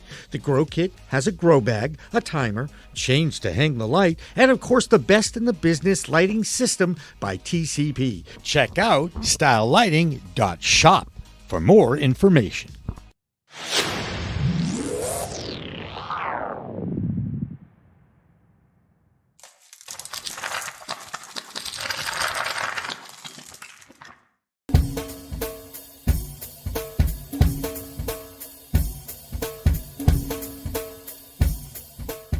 Difference is building a solution for that individual, not just a custom, here's a box, here's a video, here's how you make your VMS. We custom design and custom build every situation for exactly what the customer needs. And we keep the cost low. We have multiple tiers, as far as what you're looking at on the cost side of things. If you want a one-time, where you just pay one initial cost, we have that. If you want to maintain your system and have the highest protection and highest capabilities and highest upgrades at all times, we have different plans for you. But we scale it so it's scalable and affordable 100%.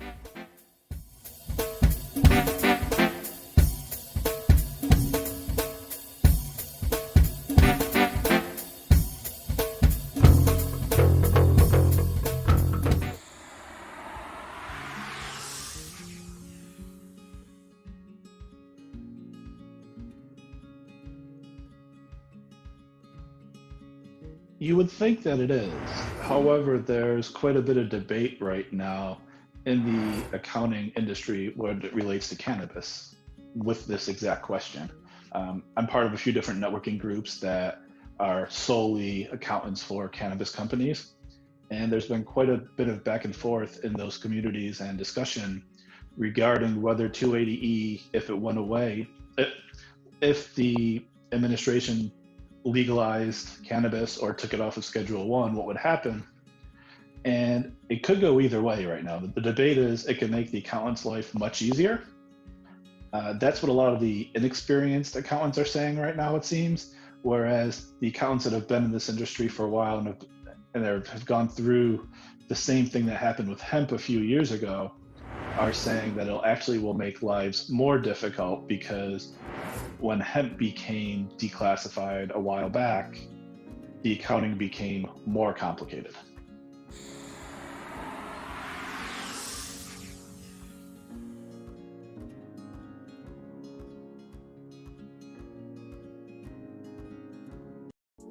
Pro Cannabis Media and PCM TV programming is supported by Revolutionary Clinics in Massachusetts, the #1 medical dispensary where the patient comes first, and by Salient Systems for Video Surveillance. You've got regulations, Salient has solutions for your security needs.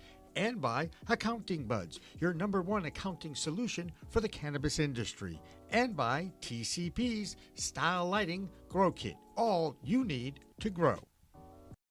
Hi, everyone. Welcome back to Green Rush Live, the final half hour of our regularly scheduled live Business of Cannabis talk show that we live stream every Friday afternoon here on Pro Cannabis Media and all over our social media network platforms. I'm Jimmy Young, the founder of Pro Cannabis Media, and I'm the host of this show today. Anyway, as you probably have noticed, we're going to be rotating a lot of hosts over the next few months on this show, so more and more people can give their input and insight on what's going on in their neck of the woods from coast to coast in cannabis. Joining me now is Marie St. Fleur. She is from Boston, Massachusetts, which is where Pro Cannabis Media is located. Marie, thank you so much for joining us here live today. Great to be with you, Jimmy.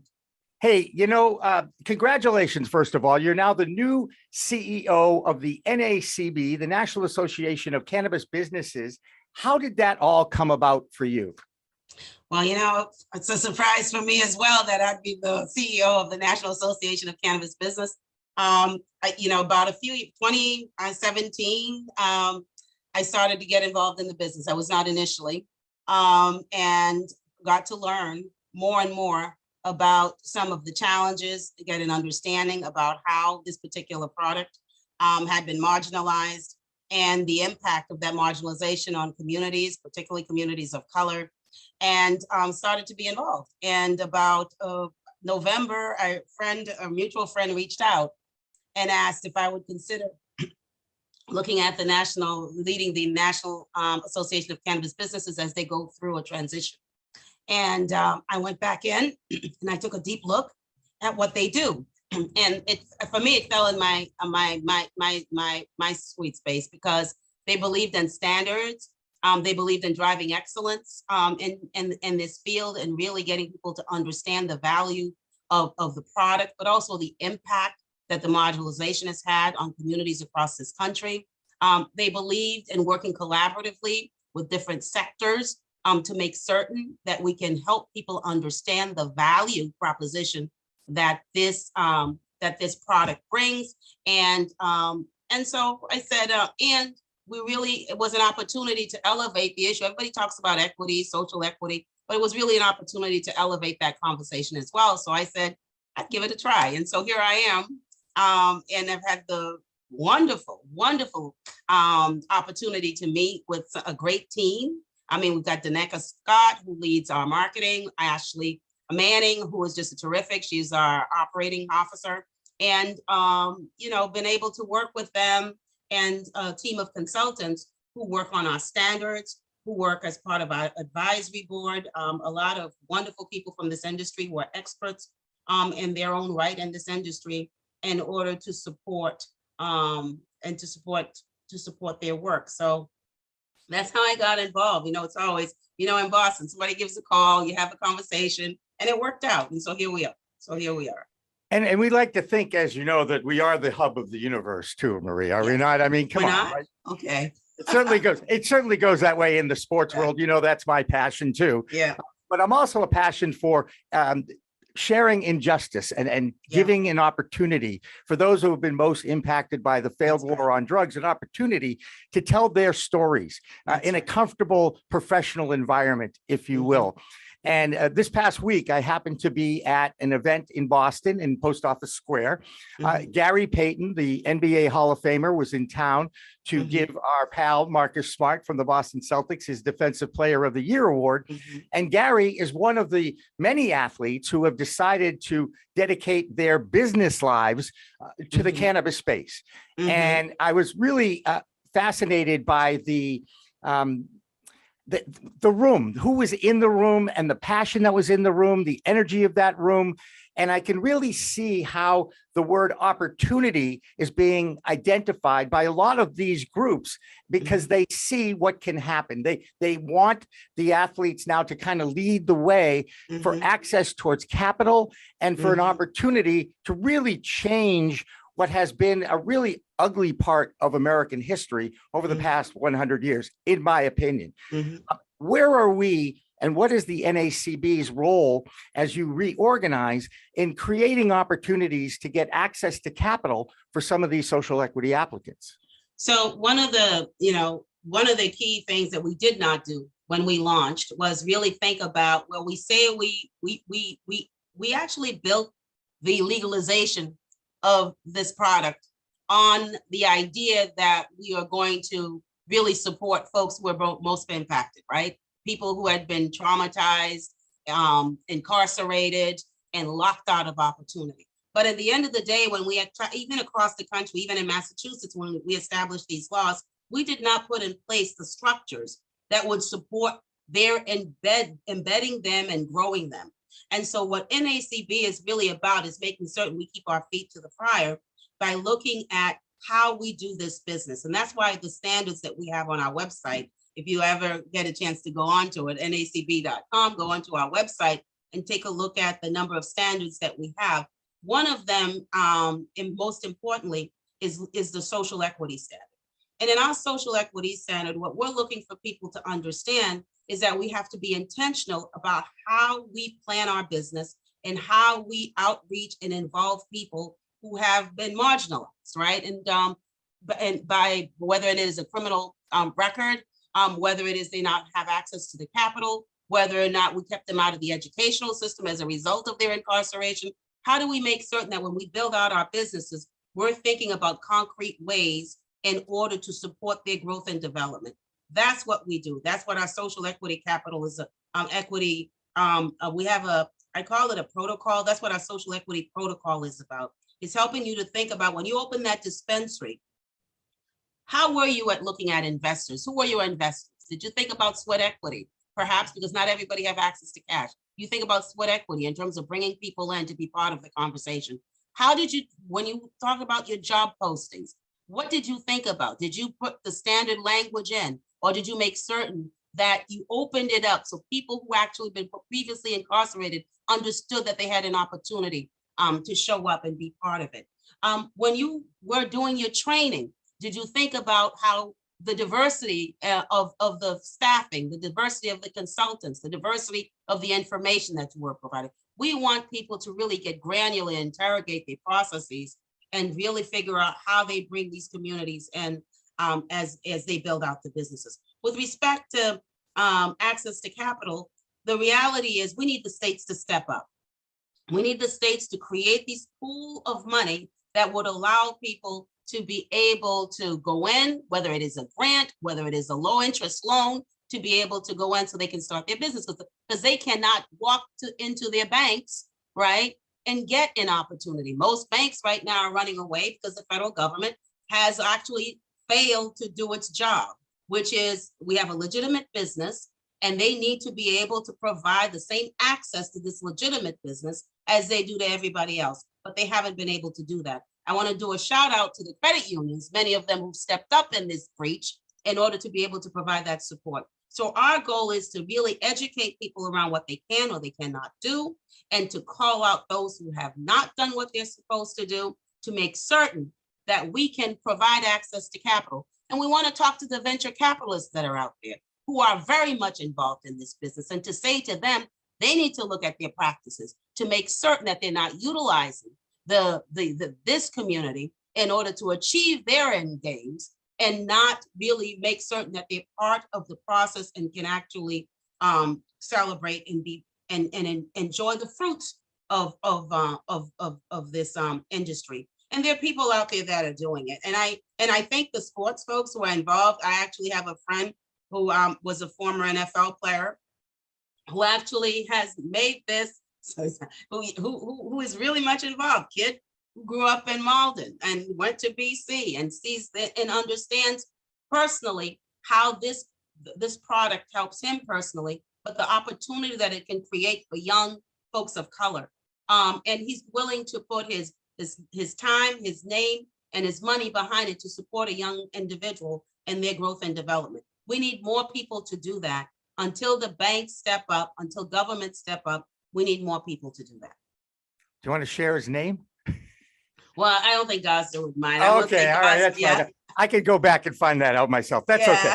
But I don't did think know, Gosder you would. did I'm say sure one you thing will. that, you did say one thing that piqued my interest, because I know your background. You spent 11 years in the Massachusetts State Mhm. Legislature as a representative. Mhm, You know how challenging it is to be an mhm. elected official and actually try to get things done amongst your peers. Okay, Mm-hmm. I'm going to throw that out. I recognize how challenging that is. Okay, that being said, you immediately said that our federal government has failed. And one of the things that I talk about all the time is not only has it failed, but our system now is being exposed for inconsistencies in Mhm. cannabis laws. Clarence Thomas, the Supreme Court judge, called out the fact that, hey, there's a big difference between what's going on the federal level and the state level. We've got to do something about this. I give him a lot of credit for making that statement back. I think it was last summer when Yes, he did that. But here we are, and we're back looking at the US Senate, and they don't look anything like our nation anymore. No, This they don't. really bothers No, they me don't. as a citizen. How are we ever going to really break up the gridlock that is apparent in Washington, D.C. with the failure of this two-party system right now, because it isn't working, is it? No, it's not working. And unfortunately, both parties are culpable. And because we stood back and allowed our country to be gerrymandered, so that so regular citizens do not see their mutual interest. So we've really resegregated many of our districts based upon ideology. Whereas, and that is the direct result of our redistricting processes. And I think it's really going to come. I mean, Joe Citizen has to understand the government is ours, and that we send representatives there to do our bidding, and they are our voice, and we are a representative democracy. I think the people, the only way this is going to change is the people begin to push back about the way that their democracy is being hijacked. And we've been doing that. And I think you saw this past summer, and even throughout COVID, our people have stepped out, whether it was on the Black Lives Matter issue, whether it was one of the financial crisis issues. People have been stepping out to say no more. This is our democracy. And I want people to continue to do that. And we need to continue to provide information. We need to continue to call, email, show up, and let people know that this is our democracy and we expect them to function differently. And then we need to vote. We need to vote. We need to vote. And so in those places where they've tried to compromise our voices by redistricting us so that we cannot see, talk, learn, or hear each other, then we need to be able to vote in huge numbers in order to overcome the paralysis that exists in Washington right now. It really is in our hands. I don't expect it to come from those sitting in office at the moment. It's in the hands of the people. Right. Well, we'd like to get term limits in place too. That would be helpful to kind of turn over the Senate so it has a So chance. you and I are gonna have a little disagreement on this term limit thing. That's fine. I Yeah, think that's go what, ahead. Jimmy, I think term limits comes up every 2 years and every 4 years. I believe that. But we as Joe Citizen have to get up off our duff and show up. And if we don't want them there, get them out. Right. And so that to me is because we do need some longevity, because in some of the places where we've had term limits, take a look at Michigan, take a look at a couple of places where we've had term limits, that brutal turnover as actually having a negative impact. And so, so that's the only thing I'm going to say. There has to be some gradual transition. So I believe there is term limits, and it's every 2 years and every 4 years. And we need to, we need to step up, and all the community activists and everybody else, we need to keep pushing that agenda to make certain people show up. Hey, call me crazy, but every state has 2 Senate positions, right? Yes. Why don't we just make term limits at least on one of those 2 seats? I'm just throwing that out there as an idea, okay? Yeah. Because that means that's a gradual thing. That means we're not going to, right? Okay, just throwing it out there as an idea. Good discussion. Good point. I was going to say you can take it, do whatever you want with it. Let's go back. Let's come back to Massachusetts just for a second, because here the state legislature actually made some changes to the original set of laws and regulations about 2 weeks ago. and part of that obviously was making changes so that more and more people could have access to these licenses and not, kind of bankrupt themselves, just getting themselves in position to file an application and go through all the rigmarole that it takes to actually open your doors in this business. Are you happy with what the legislature, the current legislature here in Massachusetts, was able to accomplish?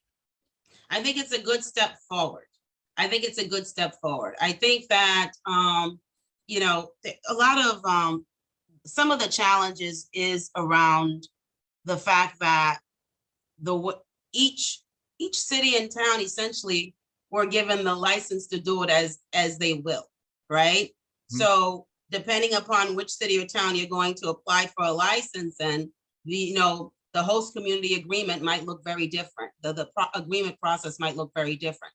And so, for example, in Boston, where you're required to have the lease, right? A lease before you can actually show up. Now, for a small individual who's just trying to open up a small dispensary or whatever you're trying to open up, to go through that process, and maybe it's moving a little faster, but in some instances, you were 2 years before you even got before an administrative body. And in that period, you're paying for something that you hope will happen.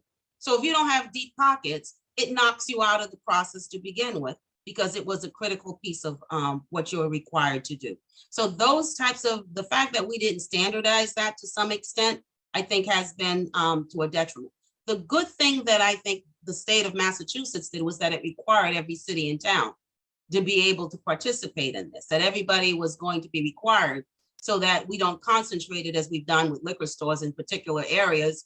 And so now everybody, whether you are in Newton, whether you are in Roxbury, you're going to be required to have them in your neighborhood.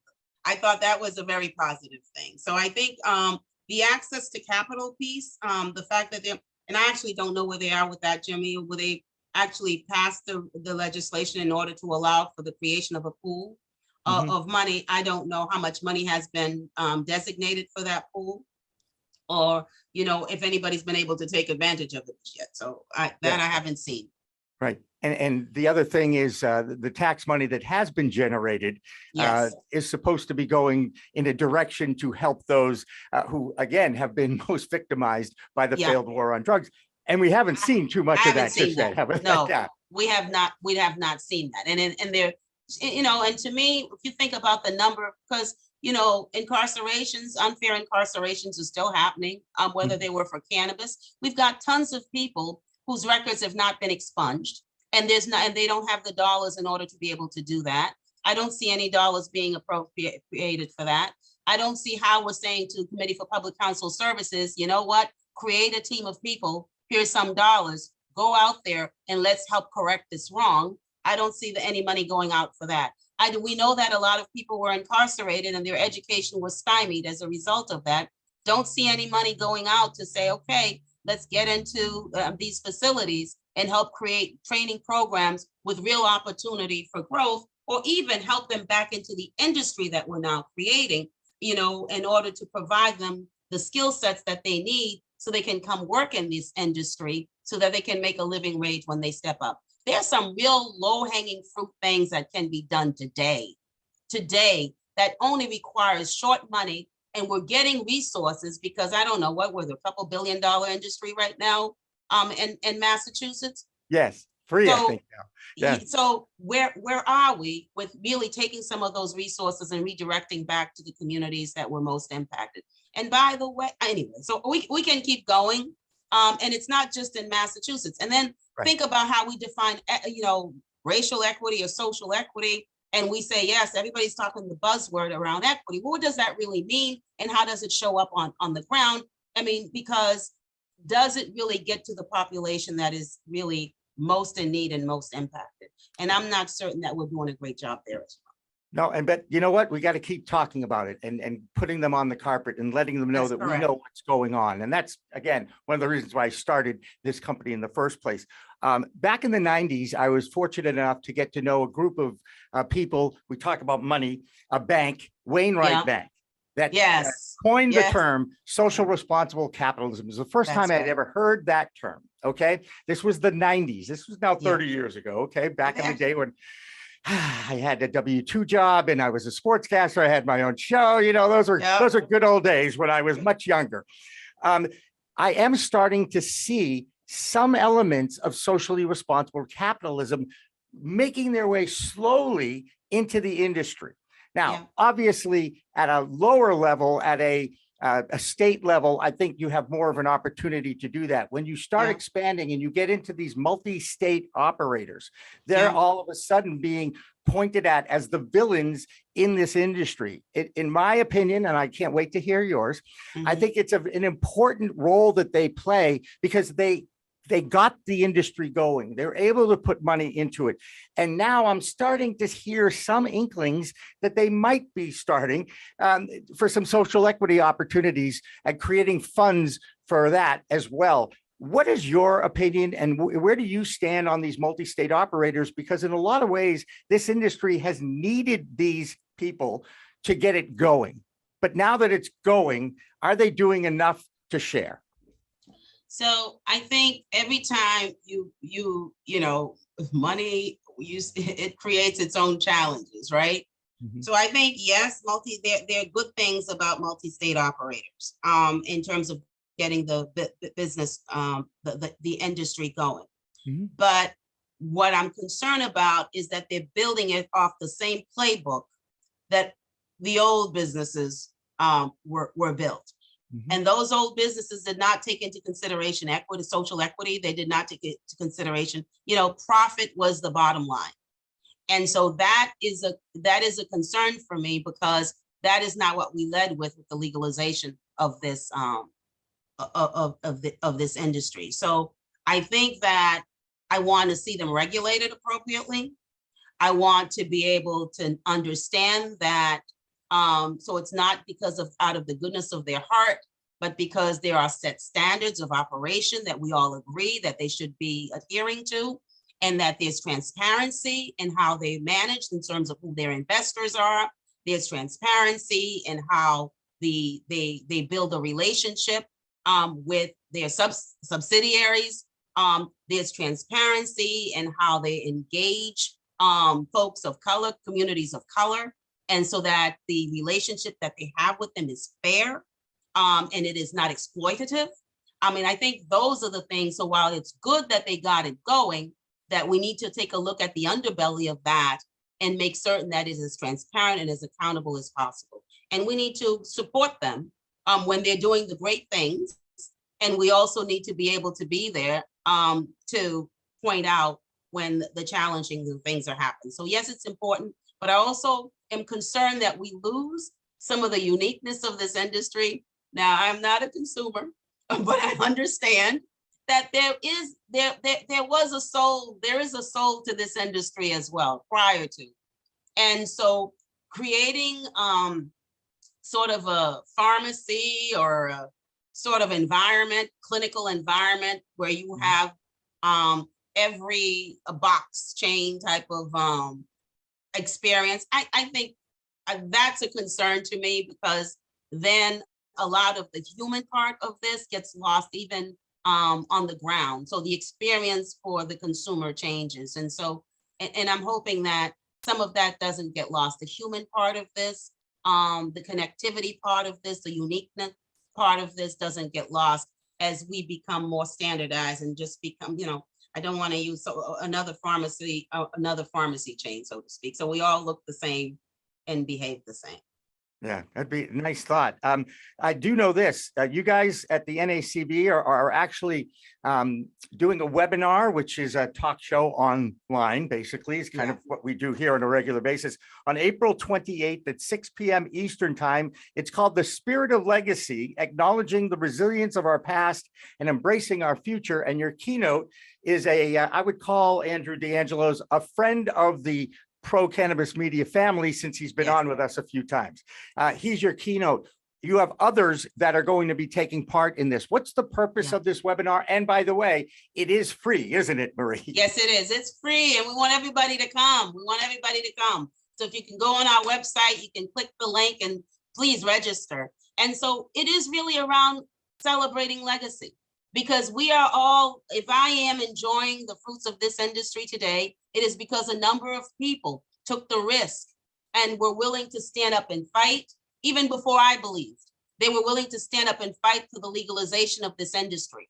And we use the pain, the intellect, the skill, and the labor of that group, their activism, in order today for us to be talking about a $30 billion industry in the United States today. So we need to go back and really continue to stay rooted in how we got here and understand that we were trying to build an industry, a system where you can actually make money that was equitable. And what I mean by equitable is that we recognize that not all people start at the same start line, and that some people need some support in order to get to that start line so that they can be able to move forward. And in order to do that, we need to be able to provide the skills, the support that is, and the capital that is necessary for them to be able to do that. So that is what the spirit of legacy is about, is to really harken back to how this got started, so that we don't forget, and to understand that there are millions of Americans today who are still suffering from the scourge of this war on drugs that has impacted them individually. It has impacted their families and their children, and it has impacted their communities. And we must remember that. So when we talk about the $30 billion business in the United States, we need to think about how that reinvestment happened so that we can rebuild the communities that were destroyed by that war. We can rebuild and support the families and the children, and we can actually support the businesses. So that is what that is about. And people are going to tell their stories. Andrew's going to tell his story that talks about his transition to legalization. And we have Christine, who will also be able to tell her story. I think that I'm going to get Kelly Perez, Cannabis Doing Good, is going to be there with us as well. Ernest Tony. So we have a number of panelists. They're going to be panels for us who are going to be able to tell their story, what they're doing today to enhance the quality of this industry, and some real concrete steps for us to be able to take. Because I'm a firm believer that it's our agency that will lead to the change that we want to see. And so that means that each of us have an obligation to do something. And so at the end of that conversation, you will be given some concrete things that you can do. And I'm going to ask you to point inward, because I always say, start with me. What can I do before you start pointing out? So I can actually talk about the federal government all I want. I can actually talk about the Massachusetts government all I want. But at the end of the day, I have to say, Marie, what are you doing? What are you doing? Because in the space that I stand, I can do something today. And that might mean that I share the cash standards. We have the standards on cash standards, cash management standards. I share it with you so that you can understand what your hiring protocol need to be, how you're supposed to manage your people, how you're supposed to protect, care, transfer that cash until we get the day that we have access to the kind of banking that we deserve. We need to be able to manage that cash, secure it appropriately. So I can tell you that is what it is, and I can help you if I have that skill set to support you in being able to do that. Those are the minimal things that we can do. If I have the skill set and social equity and want you to be able to help you set up what your program is going to look like, whether it is your delivery program or whether it is you're going to be your dispensary program, maybe then I can share that information with you so we can begin to embed some of those social equity standards within your documents, and then help you in your practice to be able to implement them. Those are the things that we're trying to do. Well, I'll tell you what, I think the NACB is in good hands with your leadership now, Marie St. Fleur. I'm passionate about the cause. I want to make sure that we continue our relationship with the NACB, Absolutely. and hopefully we can take this all to a new level and create a new world, not just a new normal, but a new world. There's an opportunity here for everyone to take advantage of this plant in whatever capacity, That's whether right. it's through research, That's science. right. I noticed you're big with kids and education. Yes. Obviously, this is the future. These are our That's right. future. That is our future, is that next generation. And the fact that we're talking about this so openly now, and that cannabis is a political issue, that it is a legal issue, that it's a science issue, that it's a human rights issue. That's right. It's fascinating to me, just because I've been around enough to know that I never thought in a million years we'd be doing this in the open Yeah. like this. So Marie St. Fleur, thank you so much for joining us here. I think it was a great way to continue to get the word out. That's what I started this company to do. We continue to do that. We look forward to working with the NACB in the future. Jimmy, thank you so much. Thank you so much for inviting us to be here. So I'm expecting to see you on the 28th, 6 p.m. Go to our website, please, and click and register. And we want to hear from you. We have an opportunity with this product, with this industry, to believe that, yes, you can do good and you can actually make money as well. And we can create the systems to really make it accessible for everybody to be able to do well. We have an obligation, we have an opportunity to do that. And Jimmy, I'm so glad to be able to connect with you today. And I thank you for this time. Absolutely. That'll wrap up a Green Rush Live for Friday afternoon. Remember, it's a whole new world of weed out there. I'm Jimmy Young, the founder of Pro Cannabis Media, for everybody in the PCM family. Thanks for watching. Thanks for listening.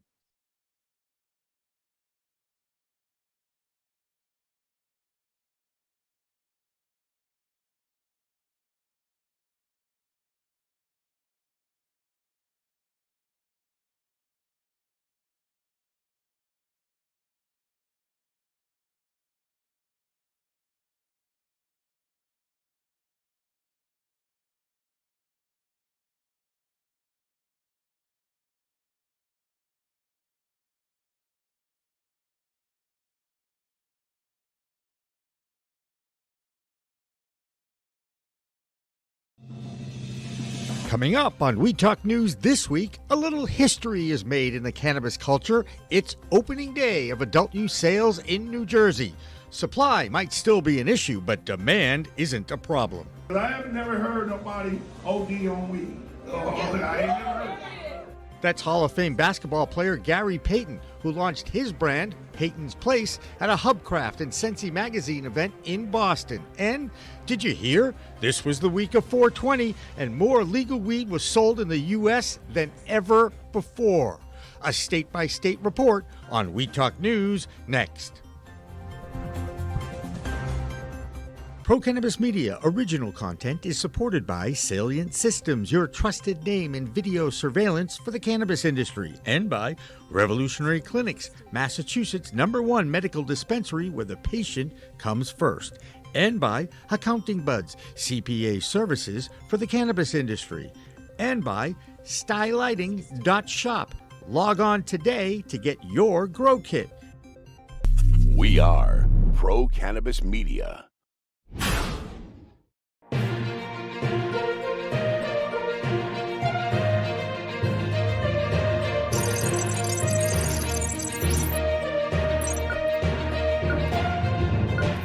Hi, everyone. Welcome to We Talk News. I'm Elena Pinto reporting for Pro Cannabis Media. The world's highest holiday has come and gone, with people all over the globe sparking up to celebrate 420 this year. And while stoners reveled in legal cannabis use where possible, on Capitol Hill, reporters pressed White House Press Secretary Jen Psaki over President Biden's campaign promises to decriminalize the plant federally. The president continues to believe that no one should be in jail because of drug use. I don't have an update here. We are continuing to work with Congress, but what I can say on marijuana is we've made some progress. on our promises. For instance, the DEA just issued its first licenses to companies to cultivate marijuana for research purposes after years of delay during the prior administration. This is a key step in promoting research because it broadens the amount and quality of cannabis available for research purposes. Additionally, the president's continuing to review his clemency powers, which is something he also talked about on the campaign and certainly remains committed to taking action on. So while any certain signs of reform seem to be in limbo, at least the federal government is attempting to make good on that research promise. And down the street in DC, there's more cannabis festivities to be had this week. Today, the National Cannabis Policy Summit will be held at the Ronald Reagan Building, followed by the 2022 National Cannabis Festival on Saturday. Vote Pro podcast, Phil Adams has more from the nation's capital this week. Hi, I'm Phil Adams from Vote Pro podcast, and this is the Weed Talk News DC report. Lawmakers in the District of Columbia passed legislation to protect more DC workers against penalties for using cannabis legally. The Cannabis Employment Protections Amendment Act was approved unanimously by the Committee of the Whole, which comprises all 13 members of the DC City Council. The measure would apply the same protections for the district's private sector employees as it provides for local government employees. Specifically, the bill prohibits employers from firing, refusing to hire or promote, or otherwise punishing an individual for using cannabis off the job. It would not protect those whose positions are designated as safety sensitive, such as jobs that require a commercial driver's license or working with children. Final passage of the bill is expected early next month. A new study finds a correlation between cannabis legalization and reductions in prescription drugs for treating a range of conditions. In a paper published in Health Economics, researchers looked at data on prescription drugs from 2011 to 2019 in 10 states plus DC where adult use is legal. The study found significant reductions in those states in the volume of prescriptions for medications indicated for pain, anxiety, depression, sleep, seizures, and psychosis. While the data does not confirm that patients are substituting cannabis for their prescription medications, researchers say the findings do indicate a potential for reducing the harm from these drugs, many of which are associated with dangerous side effects or potential misuse. Another candidate for the U.S. Senate appears in a campaign commercial smoking cannabis. Democrat Thomas McDermott, currently the mayor of Hammond, Indiana, released the TV spot entitled "Legalize It" on 4/20. The ad shows the candidate lighting a joint and saying, quote, "Legalization of cannabis is important to this campaign." McDermott goes on to say he not only advocates legalizing cannabis in his home state, but will, if elected, work for federal legalization as well. Earlier this year, Gary Chambers, a Senate candidate from Louisiana, made headlines for his campaign commercial in which he appears smoking a blunt. That's this week's DC report from Inside the Beltway. I'm Phil Adams from Vote Pro Podcast. Also happening nationally, next week, the National Association of Cannabis Businesses will host a webinar about respecting the legacy cannabis market. Andrew DeAngelo, brother of Steve DeAngelo, will be featured as a keynote speaker. And Marie St. Fleur, a former state rep from Boston, Massachusetts, is the new CEO of the NACB.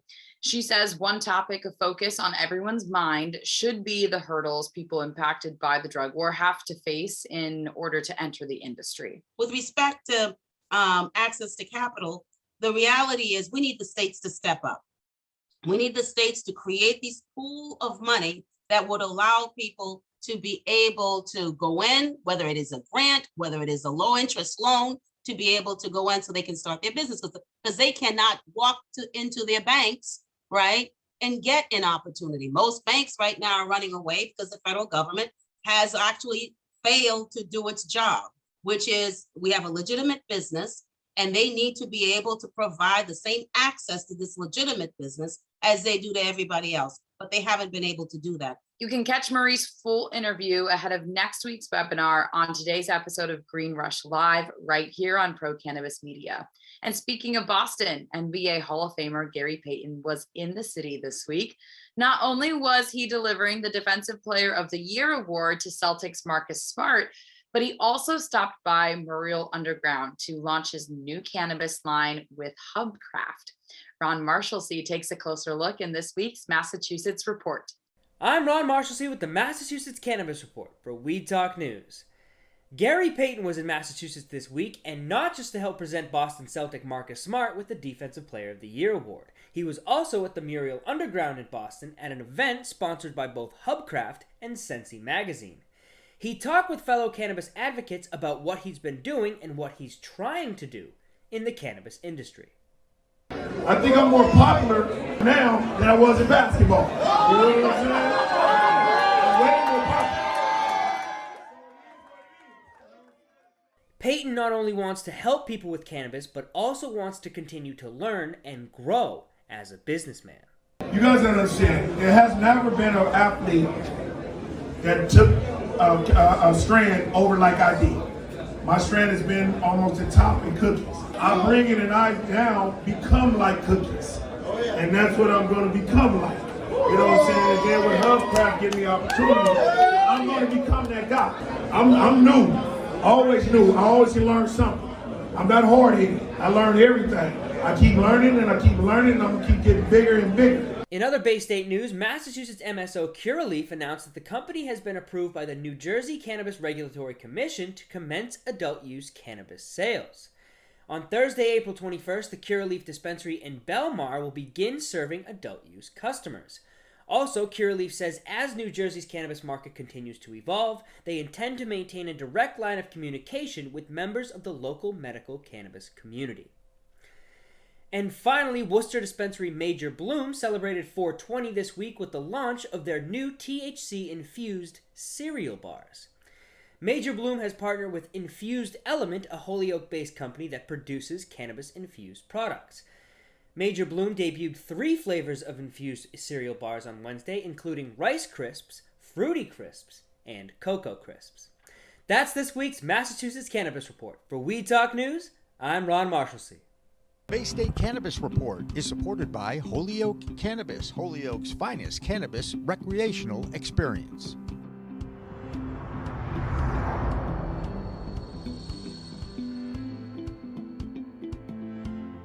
It doesn't seem to matter that 420 fell on a Wednesday this year. People were still apparently willing to light up midweek.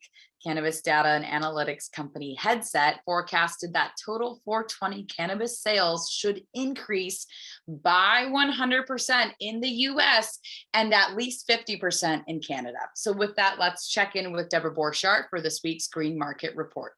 I'm Debra Borchardt, and this is your business update for Weed Talk News from the Green Market Report. Of course, this week was 420, and the dispensaries are expecting huge sales numbers across the country. But also this week, as you know, April 21st is now the new holiday in New Jersey. April 21st, of course, is the day that adult use cannabis sales became legal in the state. I visited a couple of dispensaries to see how things were going. I saw lines at some. I saw a lot of crowd control. I saw that there were police at the dispensaries also watching out for crowd control and directing traffic. I think they were pretty amused at the change of situation where before they might have arrested people for cannabis and now they're directing traffic so people can buy cannabis. So that's the big news this week. I'm Debra Borchardt with the Weed Talk News Business Update from the Green Market Report. One day after 420 and nearly 2 years after voters asked for it, adult use cannabis sales are finally underway in New Jersey. The state's governor marked the momentous occasion by speaking from one of the first recreational shops to open its doors to customers. Jill Goldsberry has much more in this week's New Jersey Report. Hello, everyone. Welcome. I'm Jill Goldsberry with this week's New Jersey Report for Weed Talk News. The big news in New Jersey is a big celebration. As we all know, recreational sales are now officially legal in the state. New Jersey has officially launched recreational marijuana sales following the voter approval in 2020. And as of 4/21, residents over 21 are legally allowed to purchase cannabis for recreational use. The state's Cannabis Regulatory Commission has approved 13 medical dispensaries to sell adult use marijuana, and the locations are owned by Ascend Wellness Holdings, Columbia Care, Acreage Holdings, Green Thumb Industries, Curaleaf Holdings, Terrascend Corp., and Verano Holdings Corporation. Now that the state is legalized, what does that mean for you? Well, recreational weed sales in New Jersey are expected to generate $30 million in sales tax during the 2022 fiscal year and $121 million by 2023, according to Governor Phil Murphy. And since the state is imposing a 6.625% sales tax, 70% of that is expected to go towards social programs in areas disproportionately impacted by cannabis-related arrests, and to fund the state's regulatory commission, the Cannabis Regulatory Commission, that is. Another caveat to this is towns have the freedom to also levy a tax of up to 2%. And lastly, I want to take a moment to shout out to Bergen County, home of Ascent Wellness. And during launch day, Ascend actually had about 2,000 people lined up to make their first legal purchases. So for those planning on making the trip, note that purchases are made online and entry is available by appointment only. Ascend in Rochelle Park is one of 13 stores that have been approved for recreational use. So check your local listings for a list of dispensaries near you. Happy 420 week, everyone. I'm Jill Goldsberry with the New Jersey Report for Weed Talk News. Next door in Pennsylvania, some lawmakers are beginning to get behind the push for adult use cannabis. Senator Sharif Street said this week he fully expects Pennsylvanians living near New Jersey to start driving to the Garden State to purchase weed, even if bringing it back across state lines is illegal, leaving the Keystone State to miss out on potential revenue. So Claudia Post has much more from Pennsylvania this week. I'm Claudia Post from Scarlet Express, and I'm here in the Keystone State, Pennsylvania for Weed Talk News. Let's get to it. Senator Judy Schwank of Pennsylvania, who was originally a big proponent of hemp, was one of the first lawmakers to introduce legislation to bring it back to Pennsylvania. Point of interest, in the 1700s, in the colonies, Pennsylvania was the largest producer of hemp. So anybody that wanted hemp came here. She is now unveiling a plan to ban Delta 8 because she believes, notice, it is produced synthetically using caustic chemicals which can make people sick. Judy, do your research. This week, the state court said that medical marijuana is covered by Pennsylvania's DUI law. The state does not have to prove that the cannabis in a driver's bloodstream was non-medical when prosecuting him or her for driving under the influence. This is a sticky wicket because, as we all know, marijuana stays in your bloodstream for 90 days. How are they going to ascertain when it got there, how it got there? I don't know, lawmakers. Today, New Jersey commenced legal marijuana sales through dispensaries, retail sites across the state. So what does that mean for our happy residents in the Keystone State who may be interested in taking a trip across the border, far away in New Jersey, to procure some legal marijuana? Well, this to me is really funny because people used to go across the border to buy booze because it was cheaper. Now we're going to go across the border to buy marijuana. History repeats itself. The law specifically states that visitors to New Jersey, which would include us, Pennsylvanians, can also purchase all forms of marijuana if they are over 21. However, crossing state lines with said cannabis products does violate federal law, meaning authorities could capture you. Now that our neighbor state is in full effect, hopefully, I am urging our state lawmakers in Pennsylvania to legalize adult use here as well. Otherwise, we're going to lose so much revenue, and we need the revenue. So come on, lawmakers, get with it. Okay, that's a wrap from Pennsylvania. I'm Claudia Post from Scarlet Express, and I'll be back next week to talk about what's hot and what's not in Pennsylvania. From We Talk News, have a fabulous week. A Rhode Island cannabis company is suing the DEA MMJ International claims the agency has been dragging its feet on approving applications to cultivate and import cannabis for medical research. The company says the DEA missed a 90-day deadline to take any action on the requests and is now calling on the federal court to force the federal government to approve them. So sticking with the Northeast now, let's travel to Vermont for this update from Jessie Lynn Dolan. I'm Jessie Lynn Dolan from Nurse Grown Organics and Vermont Cannabis Nurses, and this is the Weed Talk News Vermont Report. Hetty Vermont welcomed over 800 people to its third annual Growers Cup celebration, the Hetty's Cup, on Saturday, April 16th. This year, the Cup had 75 entries in total, with 45 for flower. Several previous winners successfully defended their previous titles, with 2019 winner Trap House Vermont's Greasy Runts taking the highest overall flower score and again winning the Indica category. The Vermontuana Spring Swap is a 2-day celebration of cannabis cultivation featuring live music, local food, disc golf, and local cannabis genetics. The first swap will take place on Saturday, April 23rd at the Larch Collective in Plainfield. The second swap will take place on Sunday, the 24th at Magic Mountain Ski Resort in Londonderry.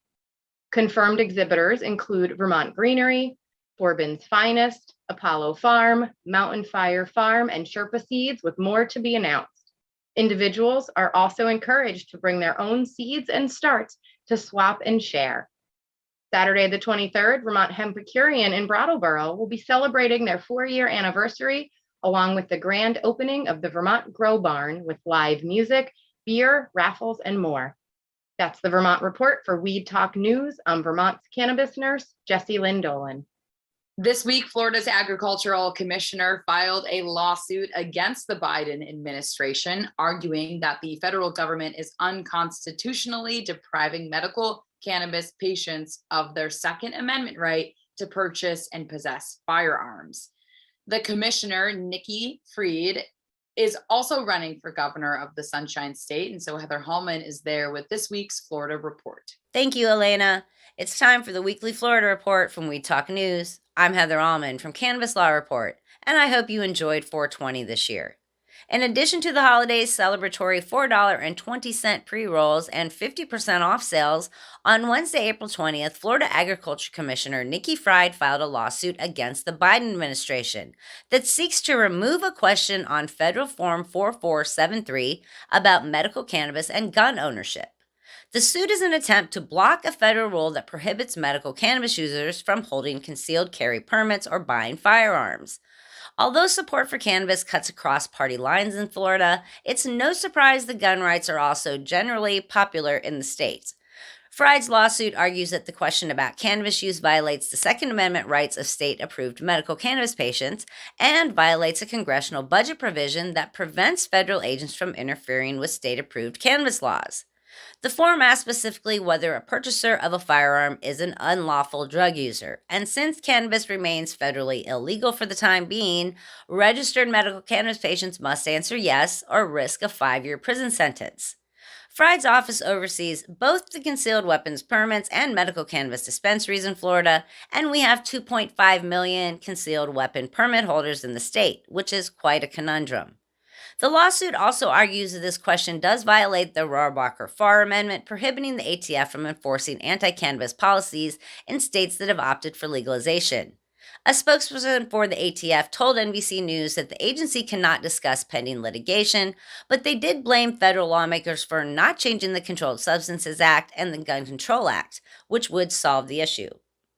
This week, movers and shakers in the emerging markets of both psychedelics and cannabis descended on Florida for the dual Benzinga conferences held at the Fontainebleau Hotel in Miami Beach. The festivities began on April 19th with the Benzinga Psychedelics Conference, where attendees were able to meet the biggest psychedelics industry players and make deals that will push the industry forward. The event featured live company presentations, insider panels, and networking between executives and entrepreneurs, and participants could tune in virtually. Speakers included Maps, Burner from Cookies, Mr. Psychedelic Law Dustin Robinson, and closing remarks were made by Lamar Odom, who shared his personal story, and Zappy Zappelin, futurist and psychedelic concierge to the stars.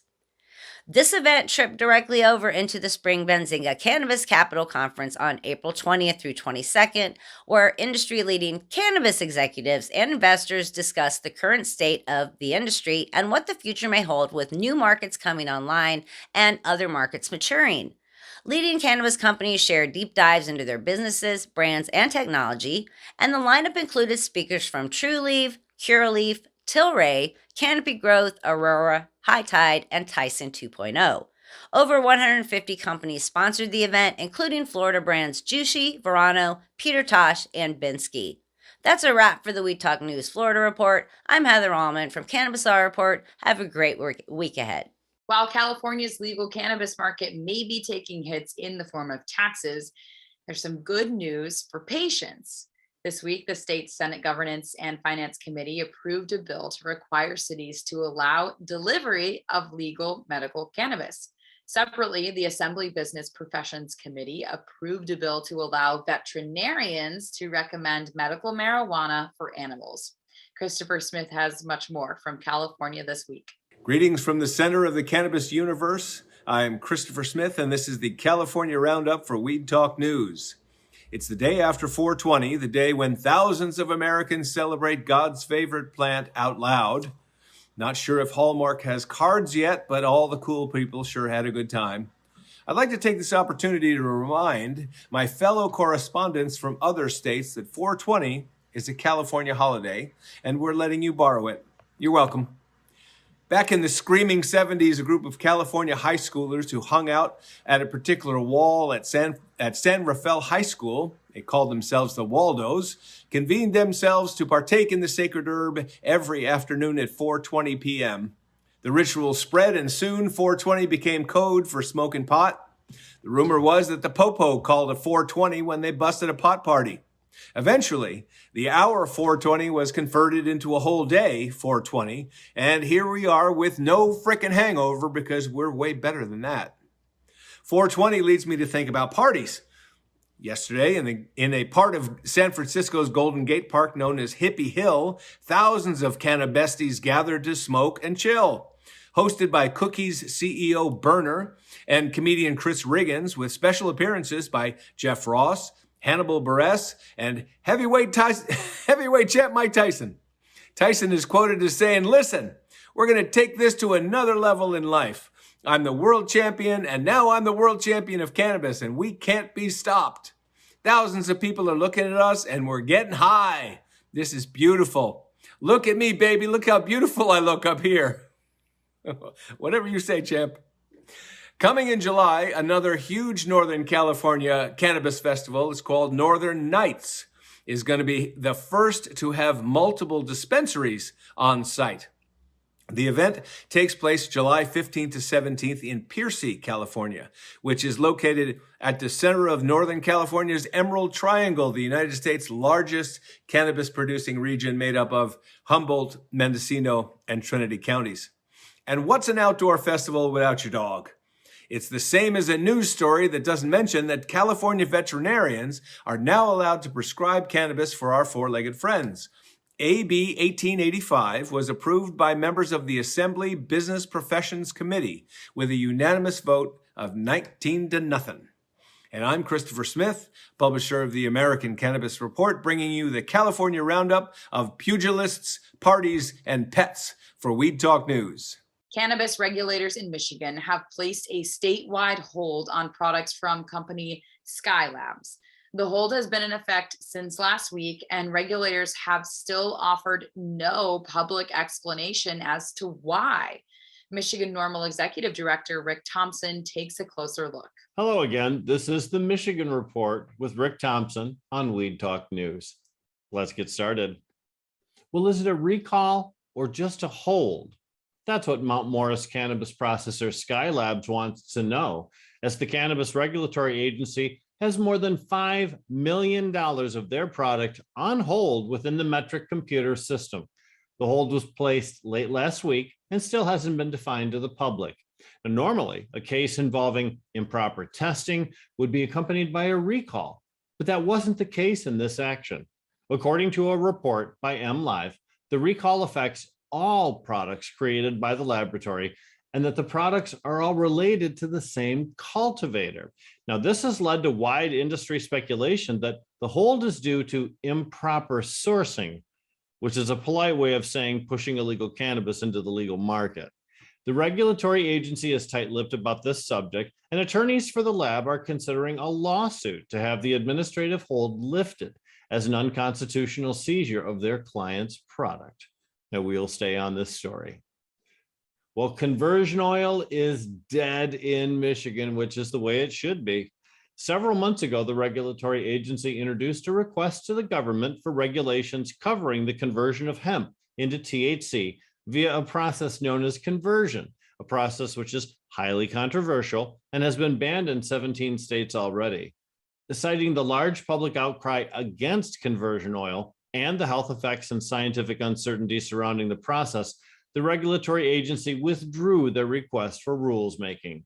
Now, this was seen by the hemp and high THC business as a positive, since many feared the conversion oil would be a significant market disruptor and bring little benefit to anyone in Michigan except the processors who created it. Well, this 420 holiday was wonderful for many reasons, not the least of which is it marked the first day Detroit began accepting applications for adult use cannabis businesses. The newly created Detroit Office for Marijuana Ventures and Entrepreneurship is overseeing the applications. Currently, apps are being accepted in the unlimited license category, meaning all cannabis businesses without a retail component. Detroit is hiring a third-party outside firm to handle the scoring of applications for retail and micro business licenses, which is the tricky issue that's landed Detroit in hot water in the past. Several large firms have cultivation campuses operating in or in construction phases in Detroit, including Chris Webber's brand and Viola by Al Harrington. These operations are currently limited to producing flower for the medical-only market in Michigan. This change will allow them to compete in the much larger adult use market. And that's it for the Michigan Report with Rick Thompson on Weed Talk News. In Missouri, a key committee is backing a plan to fully legalize adult use cannabis. This week, the state's House Rules Committee voted to keep alive the so-called Cannabis Freedom Act, which would require the state to issue twice as many cannabis businesses licenses as were issued under the medical program.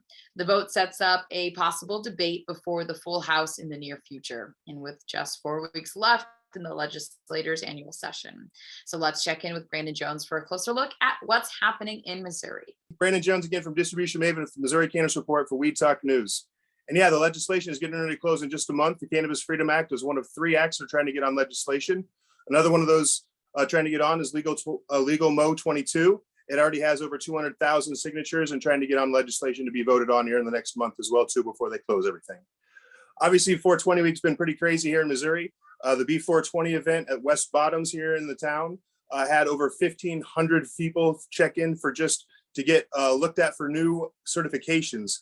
That's kind of the big thing that went across all of the expos, conventions, and all the little pop-up events that had. Was the biggest thing I took away was the lines for getting new clients. So all the new medical cards were all over. The lowest I saw was at Relief Resources. They did it for $4.20.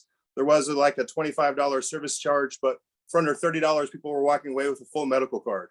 So pretty exciting news. A lot of fun events, and we're ready for Snoop to be here this weekend. So I'm excited to go check out the concert. Everybody have a great week. Again, Brandon Jones from Distribution Maven. Stay medicated and educated. Have a great week. And finally, new evidence that cannabis could really be the solution to the opioid crisis. New research published to last week's Health Economics Journal showed that when states approve adult use cannabis, there seems to be a significant reduction in demand for prescription drugs through state Medicaid programs, including drugs for things like pain, depression, anxiety, and sleep disorders. And one expert pointing out, quote, the reductions in drug utilization that we find could lead to significant cost savings for state Medicaid programs. The results also indicate an opportunity to reduce the harm that can come with the dangerous side effects associated with some prescription drugs.